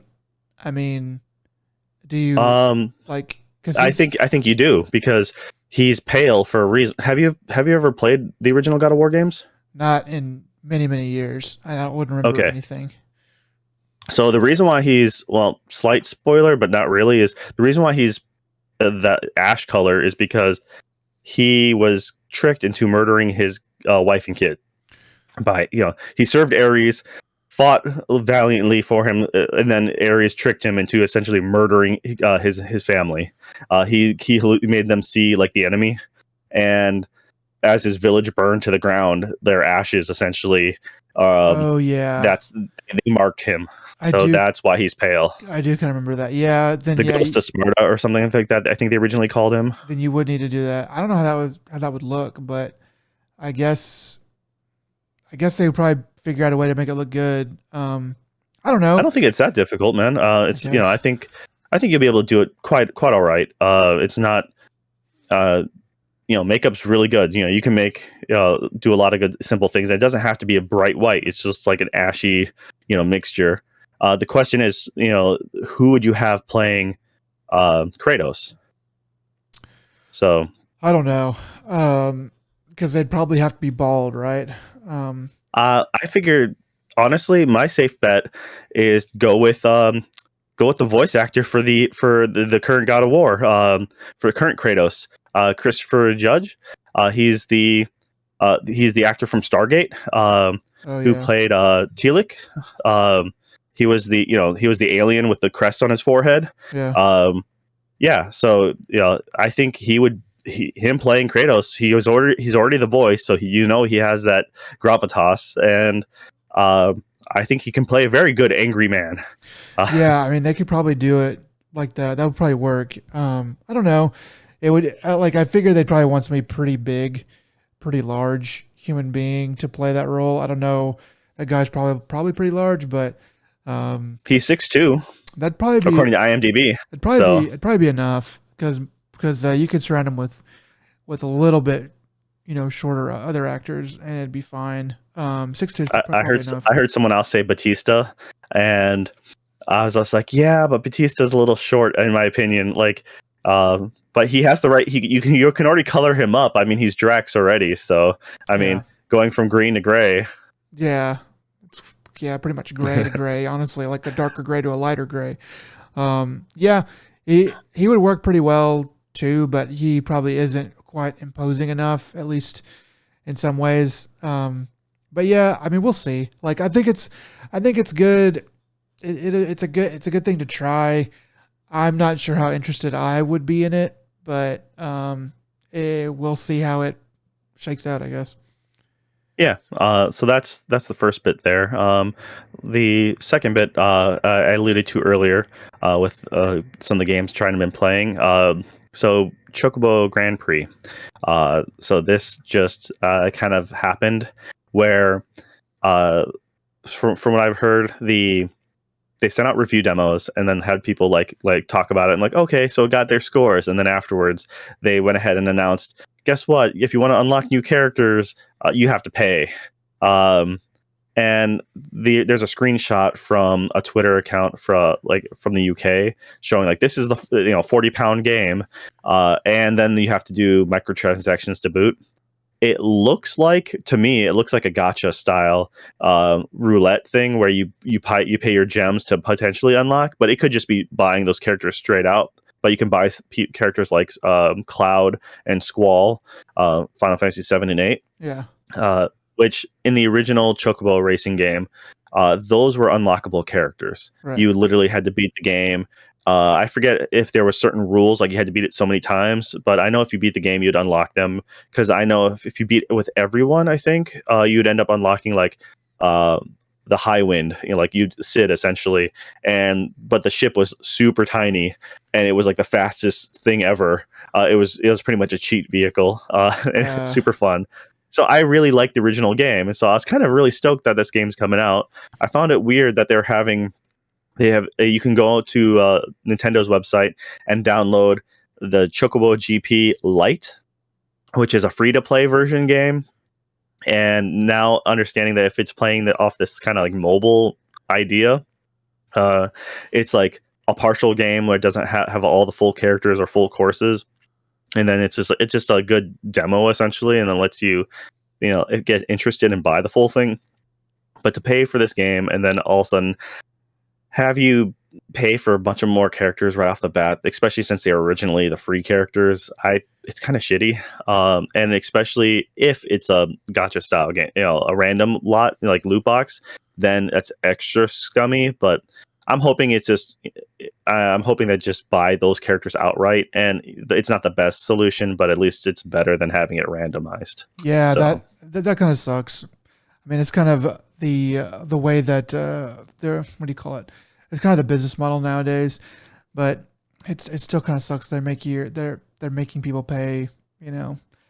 Square is really kind of notorious for doing bad moves like that recently. They got raked over the coals for doing that with the that Avengers game. So yeah, that looked horrible from the start. I don't know. It didn't look like anything that would be fun to play at all.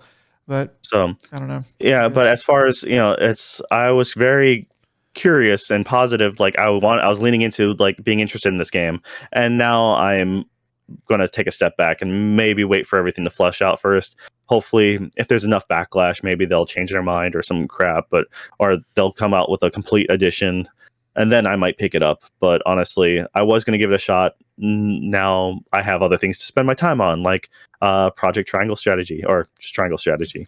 Yeah. Yeah. Yeah. Something that I wanted to bring up from the last time that we did one of these.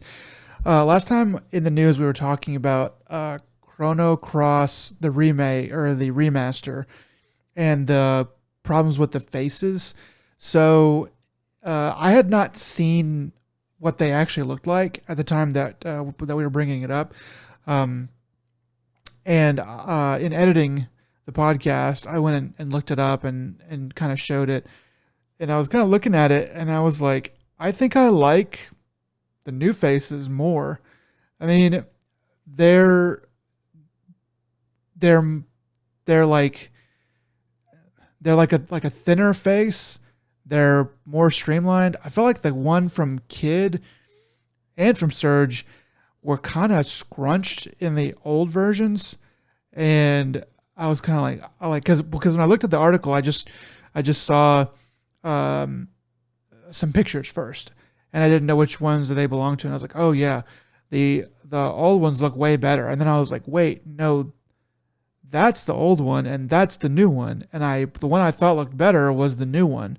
I mean, it's good that they offer both, but like to me, I was fine with the new ones. They seem they seem good to me. But anyway, so I just wanted to kind of go back. I felt that they changed the face of like some of the characters just a little too much. It's not a let's make them more like it is more of a complete redesign. It's the idea of going from kind of the art from Final Fantasy VII originally, like when Final Fantasy VII first came out in the PS1, you had a lot of the just art in like the guidebooks and stuff like that. So this is how Cloud looks. Then they came out with Advent Children, and now Cloud looks like he looks like a J-pop, Johnny's member. They made him super pretty boy, and then that was his canon look from then there on. Which he went from more of a anime protagonist to J-pop, K-pop like protagonist. I'm like, dude, I was never a fan of his redesign after that, and I feel, but this is just like we're gonna redesign them to make them look different, and it's not even a good different. It's like, at least with Cloud, I can be like, yeah, they put in the assets. He looks good. He may not look like the character I want him to, but he still looks good as a model, like as a character on screen. And they didn't really touch up enough to warrant the change. I think I'm like, you're changing it for just the sake of changing it, and you're not really making a big improvement. You're just making it different. I mean, I thought they looked fine and pretty much the same except for the faces, but maybe I was looking at the face filter from the old one versus the face filter from the new one, and everything else is the same. But like I played the crap out of the game and I thought it looked great. Anyway, like the only reason I bring it up is because at the time I was kind of like, why can't they just like do it right? But after having looked at it, now I'm like, it looks fine to me. So just kind of a little correction there. Yeah, well, that's not a correction though, man. That's the thing, is they did legitimately change it, and they changed the backgrounds, and like there's the video footage they showed wasn't as great. So once again, we'll see how the final product pans out. I just mean like that's a correction when the fans of a correction of like my opinion, because it's like I just assumed because I've heard a lot about it, and I had seen other things in the past that they've screwed up like this, and I was kind of talking really I don't know, I guess I just trusted the people that I was like hearing talk about it, and then when I looked I was like, it wasn't as bad. So I just wanted to say that that's what I actually think. It's not so horrible. We'll see how it comes out, and we'll see what the final product actually looks like, because it's still so early in the cycle that they could choose to do with something else by the time it's done, because they're still making corrections to the pixel remasters. So that's true. All right, that's true too. So that's it for the Chocobo GP controversy. Next, there was some pretty big-ish news that came out. Sony did a state of play. We both had a chance to watch that. And I have some stuff pulled up that I thought was interesting. But I guess we can go through things kind of like a little bit by a little bit. Really, I thought the most interesting stuff was at the beginning and at the end. The first thing that was on here was something called Exoprimal. I thought it looked pretty good, but what did you think of it? I think a lot of people were thinking, or like kind of hoping it was going to be, because this one was the Capcom game, if I remember correctly. That's right, it's Capcom. And so it's like Dino Crisis, right? Dino Crisis, or a Lost Planet-esque or something, right? Because it's all Capcom. But I don't know, it was really funny. I'll say that. Just watching all these like your weather forecast, you have dinosaurs coming in, and they're just falling from the sky, like ragdolling. So that was interesting. It looks like I guess it's going to be a 4-player, co-op like squad based thing. Because we had your shield guy, you had your DPS dude. So it's interesting. I'm not really hyped about it, but I'm like, it's different. So I'm curious because it's different. Yeah, I mean, it looks pretty, but I don't know how much gameplay is actually going to really be there. It seems a little bit and killing the dinosaurs, okay, and then what? It seems kind of simple too. So I guess we'll It's either see. that or zombies, dude. So like you got rid of the zombies and you added dinosaurs. You need some, the only other fodder you have is like if you had waves of Nazis. Um, Yeah, yeah, but maybe it'll be something.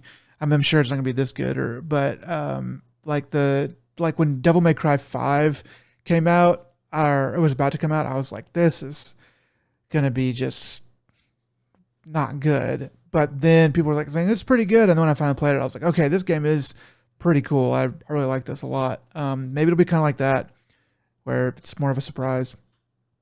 yeah, I mean, I'm not going to dismiss it. I just don't really. I'm not really expecting much from it, but at the same time, it's a new IP, so it's just something to be excited about because there was a few of these things that they listed that were like new IPs, and that's good. It's instead of having the fifth sequel to something, it's nice to have something fresh, and I hope that it does well. Yeah, me too. Um, Next up was Ghostwire Tokyo, a new trailer. Um, Seems like we're seeing more of Ghostwire Tokyo now. I mean, it is just around the corner being released. As we I think people have the game in hand. Certain outlets. Yeah, that makes sense. It's gonna be released in probably like 2 weeks thereabout. The So 25th, I think. yeah, that's right. Um, so did you see anything in this that piqued your interest more than you already had? No, it's. I mean, it looks as interesting as it did before. I'm curious about it. I think it's an interesting game. Uh, I've always liked. I thought the aesthetic was cool from the start. So my opinion hasn't really changed. I don't get really. Not many games get me excited or hyped. But this has always been a positive reception. I'm like, okay, I want to see this. I don't really need to see much more. Yeah. I'm just waiting for the game to come out so I can actually play it. Though this is a I don't think it's on the PS4. I think it's only PS5 and PC. So I'll have to maybe play it on the PC because I don't have a PS5. So Yeah. Um, so the next thing up was a new Stranger of Paradise Final Fantasy Origin demo. Um, and I thought I wanted to talk about this, but I really don't really care that much. I don't really know much about Final Fantasy Origin, but Final Fantasy always, you know, it always makes me hyped a little bit. And then I kind of remember that Final Fantasy isn't what it used to be so much. But they run Final Fantasy into the ground, and I have zero passion for it anymore.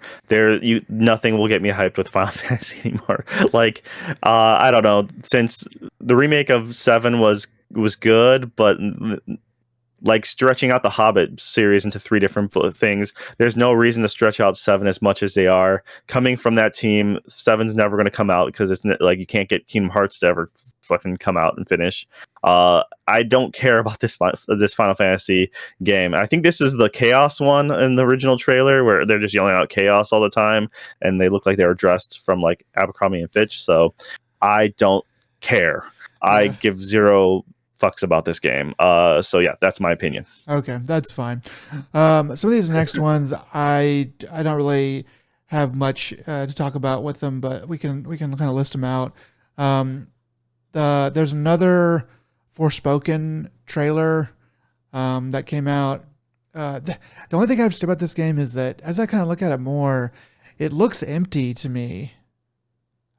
Yeah, so it reminds me of that Nier Automata or the one that just came out, the remake.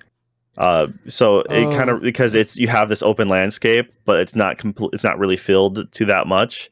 Though I think the character's personality is refreshing to a certain extent, but we'll see if she quips. It's a fine line between being refreshing and maybe quipping too much. Because a lot of people were harsh on Aloy for talking too darn much in the game, and yeah, they might be. It looks like it could go in that same direction. But like in the original trailer, just freaking out, like wait a minute, I can do this now. That whole coming to terms with you having powers. I'm like, I don't mind that, and it feels more authentic than just being like, I'm the chosen one, and now here I am summoning like something. yeah. But like every time I see a trailer, I'm just kind of like, this doesn't look like there's anything going on besides the main character and like one other character. I don't know. I We'll see actually how it thought goes. this game was the other Square Enix game that just came out. I can't remember the name of it now. Babylon Fall or something like that. Oh. Uh, yeah, I thought this was that game. And then I was just like, oh wait, no, this is the other game. Looks like girl gets isekai'd, teleported to another world. Okay. Yeah. So Yeah, it's an this looks like it could isekai. be Damn good. it. Fuck, it's an isekai. Shit. Fuck this game. I don't want anything to do with it. Next is Gundam Evolution. Is a free to play game coming to PS5 and PS4. Pretty, but I don't really have any desire to play this. See, a lot of people like the way it looked. I actually thought it looked not that great. Yeah. I think it might be. I couldn't tell from the look of it, but it was like probably a hero shooter is what I'm guessing, because you got the different model Gundams. Each one of them have their own special skills. That'd be perfect for a hero shooter. I was thinking Overwatch too. I was like, this kind of looks like Overwatch, to me. Yeah. But, yeah. It could be done really well. I mean, I'm actually not a big fan of Gundam games. Like there's a lot of games that are like sim-esque, so it's more like a really like bulky and really tank-like in their controls, and so therefore it's it's very much that simulator style, and I'm like, I really suck at this game, and it's not as fast-paced as I like. So having a faster-paced game like this, it could be really fun. I liked Overwatch, and so if it is a hero shooter, I would be glad to give this a shot. Yeah, for real. Next up, Teenage Mutant Ninja Turtles, the Cowabunga Collection. So this seems to be like all of the Teenage Mutant Ninja Turtles games of old. Yeah, it looks like if not all of them, and most of them at least, and it's supposed to be like 13 games. You got multiples of like Tournament Fighter and stuff like that, and there's supposed to be online play for those. So it's they have even the bad ones on there, so it's hit and miss with Turtles. Just get them all on there. Next, Gigabash brings multiplayer monsters and mayhem to PS5. I don't remember what this was, but I guess it made. It's their kaiju. It's a kaiju battle thing, and I honestly I did not care about it. I didn't know it existed. I saw it. I'm like, yeah. So whatever. Next, JoJo's Bizarre Adventure All-Star Battle. Looks like this is a fighting game, right? Yeah. So it's over 50 playable characters. If you've never seen JoJo's Bizarre Adventures, it's a wild ride. There's multiple, just like the Marvel MCU, there's multiple routes, and for which nowadays you can go down. Do you want to watch them in the way they were released or their timeline order? But it's really gotten a resurgence in the last 4 years. It's really hit popular mainstream. Yeah, there's quite a few of them like easily available. Before, but JoJo was just a weird ass thing. I almost think it'd be more fun to go in release order opposed to timeline, because you always heard about the past. It's a family run thing, the Joestar family, and you'd end up but then eventually they started doing prequels, essentially is what they did, and that's what's currently one of the more popular ones. And the meme, it's IDEO, that's from this. Okay. It's super crazy. All the names of every character is from a rock star. Like it's a play on a lot of that stuff. Okay. So yeah, I mean, I don't know how this game is going to be though. It looks like it's like a fighting game. It looks really good. I mean, I honestly think it's well animated for making it look like that style. That's true. They did a good job of emulating what the manga and anime look like. Then we're kind of getting to some more of the interesting stuff as we wind down on the state of play. The next thing is a game called Trek to Yomi. Yep. And it is like it's like a 2D black and white where you are playing as a samurai, and you kind of fight through other samurai, but it has a very like Akira Kurosawa feel, like 1950s feel to it. It looks like a It's classic very Japanese. cinematic, yeah, Yeah, for sure. It's um, because it's all black and white. They have some of those set pieces where you'll be fighting people, and then you'll have the paper curtain screen doors in front of you. yeah, So you'll be fighting behind, so you'll just see their shadows. It feels very much like the Akira Kurosawa mode in Ghost of Tsushima should have been. Um, yeah. because they actually had a filter mode for that for Akira Kurosawa, and it unfortunately just didn't do good enough job. But like this even has that weird frame pacing from like old film. So it's a little juddery at times, making it almost feel like a paper, like a marionettes. Like it's a weird puppet play. Right. Uh, because of that old film, like not always being consistent, frame rate. Yeah. So I think it looks really good. This was actually one of the ones I was most excited about. It um, I mean, I'm not excited about almost anything out here, but like this it seems like it'd be a shorter game. I really like the way it looks. the aesthetic looks awesome. Don't get me wrong. The aesthetic looks awesome, but in that trailer, there's a couple times where the main character was fighting and there were enemies behind them that were not trying to hit them, or they were kind of just standing there when they could have, like I guess in real life they could have, cut him or whatever. And that made me kind of look like, I don't know how this All right, it's not as good of a look. I'll stop you right there. Every game does this though, from Batman to to Sleeping Dogs. You'll be surrounded by a bunch of enemies, and the easiest thing for Batman to kill Batman in any of the Arkham games is to just gang up on him and everyone beat him at the same time. But instead, they all take their own single turn. Yeah. Therefore, you can counter each person. That's just how movies and from all the old Hong Kong to all just any old action film. You don't have people ganging up on them. It's always one person at a time. Yeah, and those all fucking suck too for that. I mean, like if they could do it to where it didn't happen that way, like I mean, like the Souls games are kind of like that. It's like there's enemies, they're gonna like come and kill you, all together, as much as they can. Like I think that the Batman games, yeah, you notice that, and you're right. Like you kind of just put it out of your mind.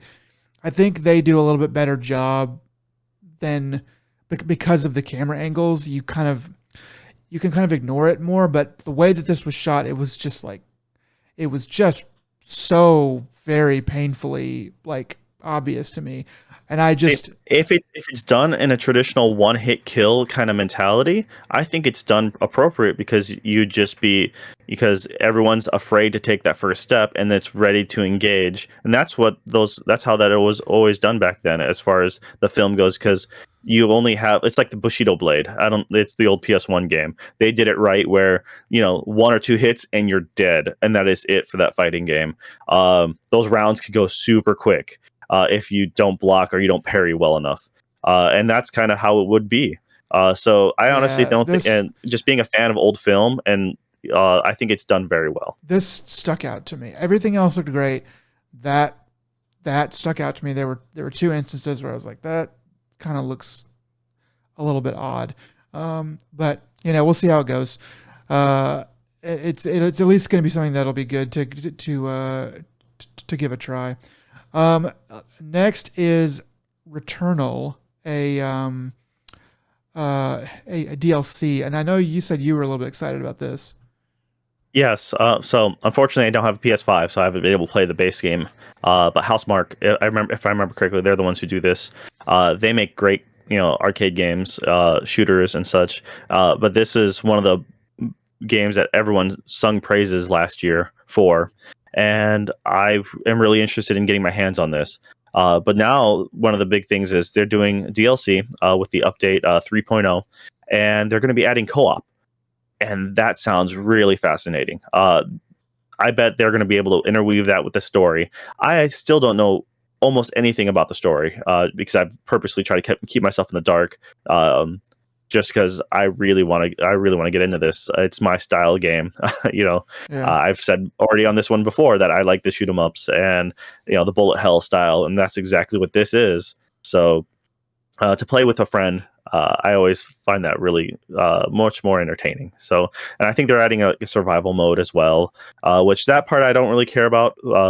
But it's good that they're adding more content to this. So yeah.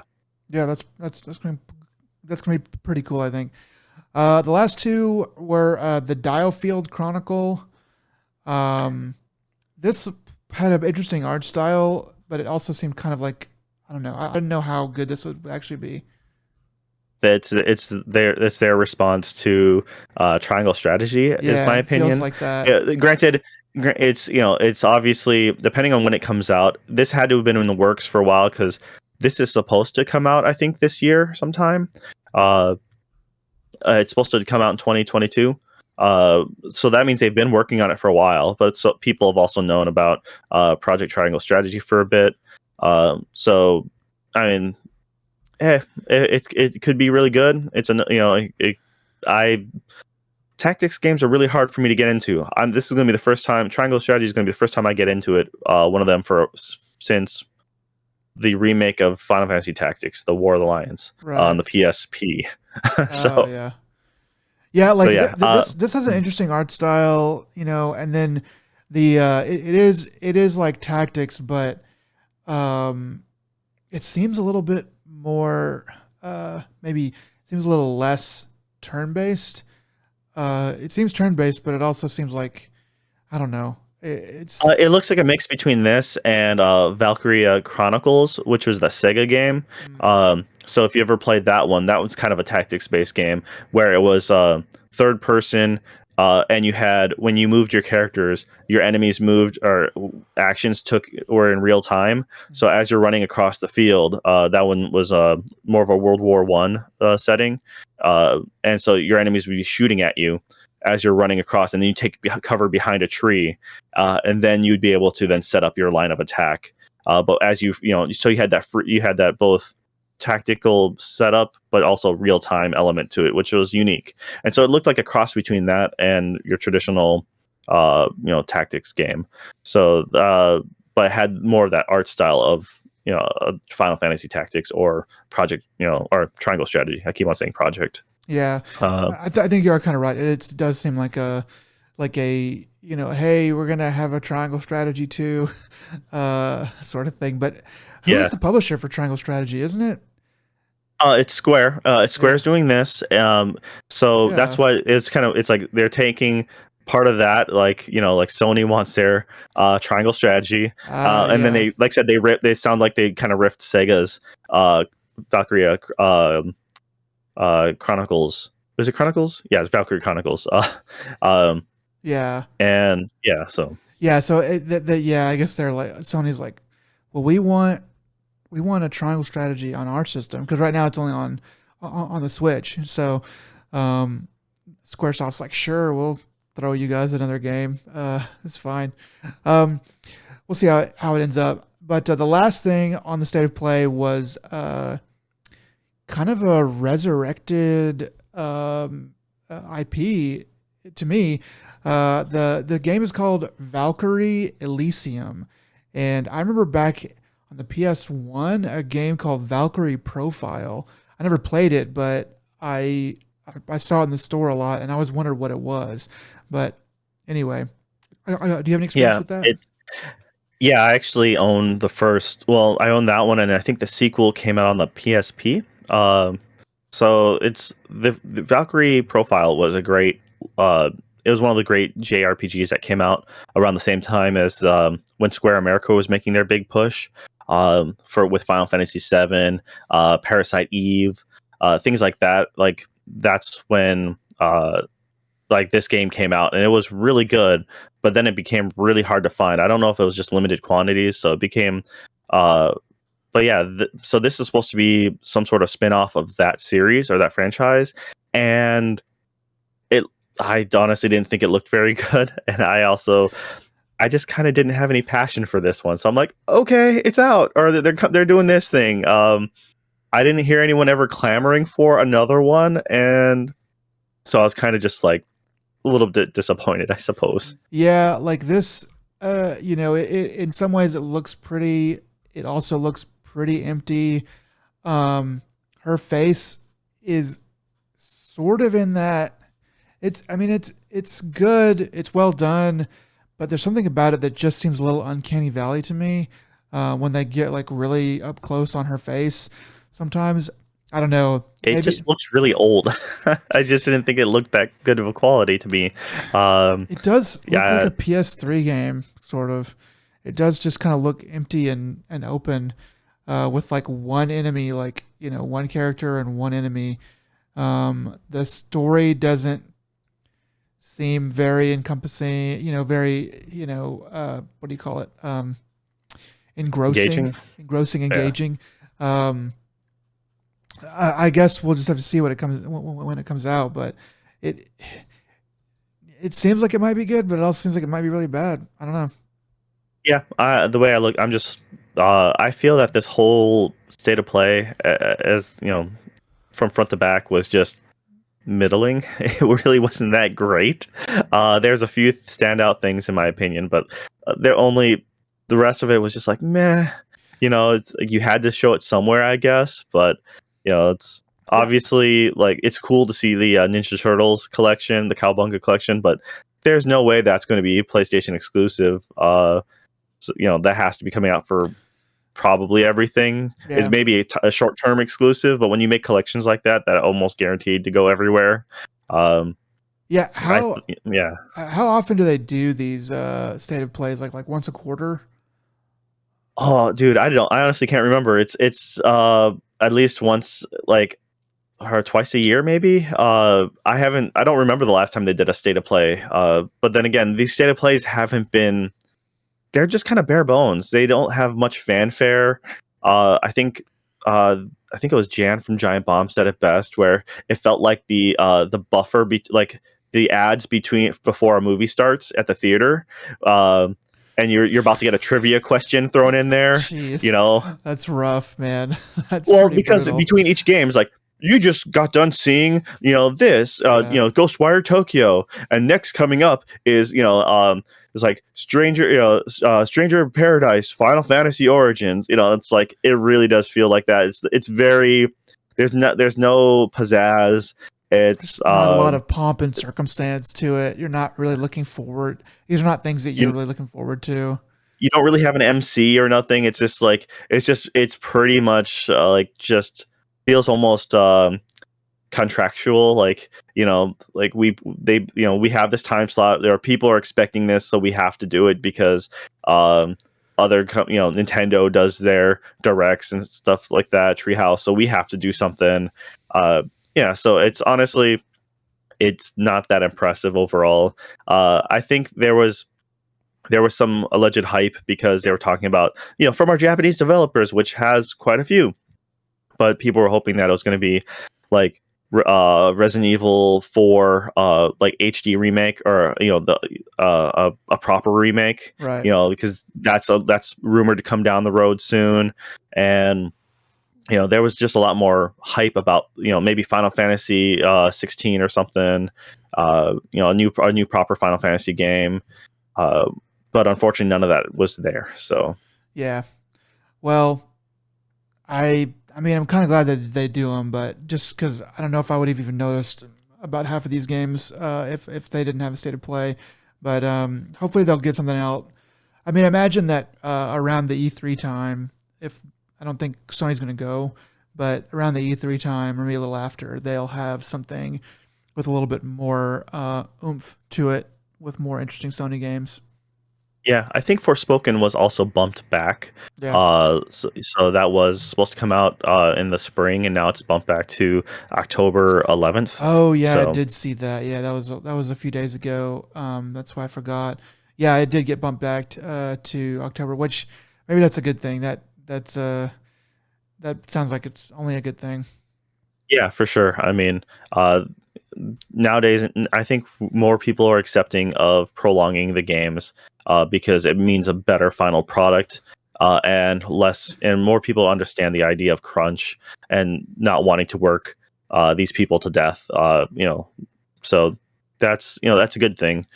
But hopefully, hopefully some of these games will be a pleasant surprise. Like I said, most of them, over half these games, I just didn't really care too much about, and I'm not really holding my breath on.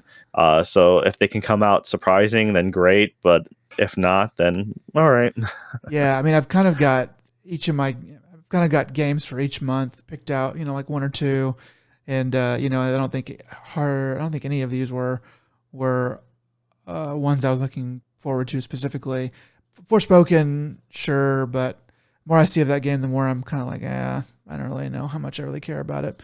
But anyway, that's it for the news, and I believe we had. I think that is that it for the show. Do we have a? Yeah. For the most part, we have just a little bit of housekeeping on our end, and that's essentially next podcast. You're going to be in a new location, so theoretically, you should be set up for that, right? Yeah, I'm going to be moving next weekend for real, so I'll have a week to set stuff up. I shouldn't. It should be pretty easy to set everything back up, but you never know. So we'll see. Yeah. All right. And then on my end, I will be in a hotel room. And so I'm going to try to do this recording. We might do it a day or two beforehand to hopefully work out some kinks. So it might just be recorded a little earlier than normal. We're not sure when we're going to drop it, if it's still going to be the same. But I'm going to try to do this from my phone because I don't have a proper laptop that works anymore. And I'll try to be doing this from like jerry-rigged from an external mic and some stuff. So we'll see if I can get this going. Worst case scenario, we might have to do some canned footage of something else beforehand. So we'll see. We'll see. Yeah. All right. Well, that is it for this episode of Another Dead Pixel. Thanks for listening and or watching. And we'll see you next time. Yeah. Take it easy, guys. Bye.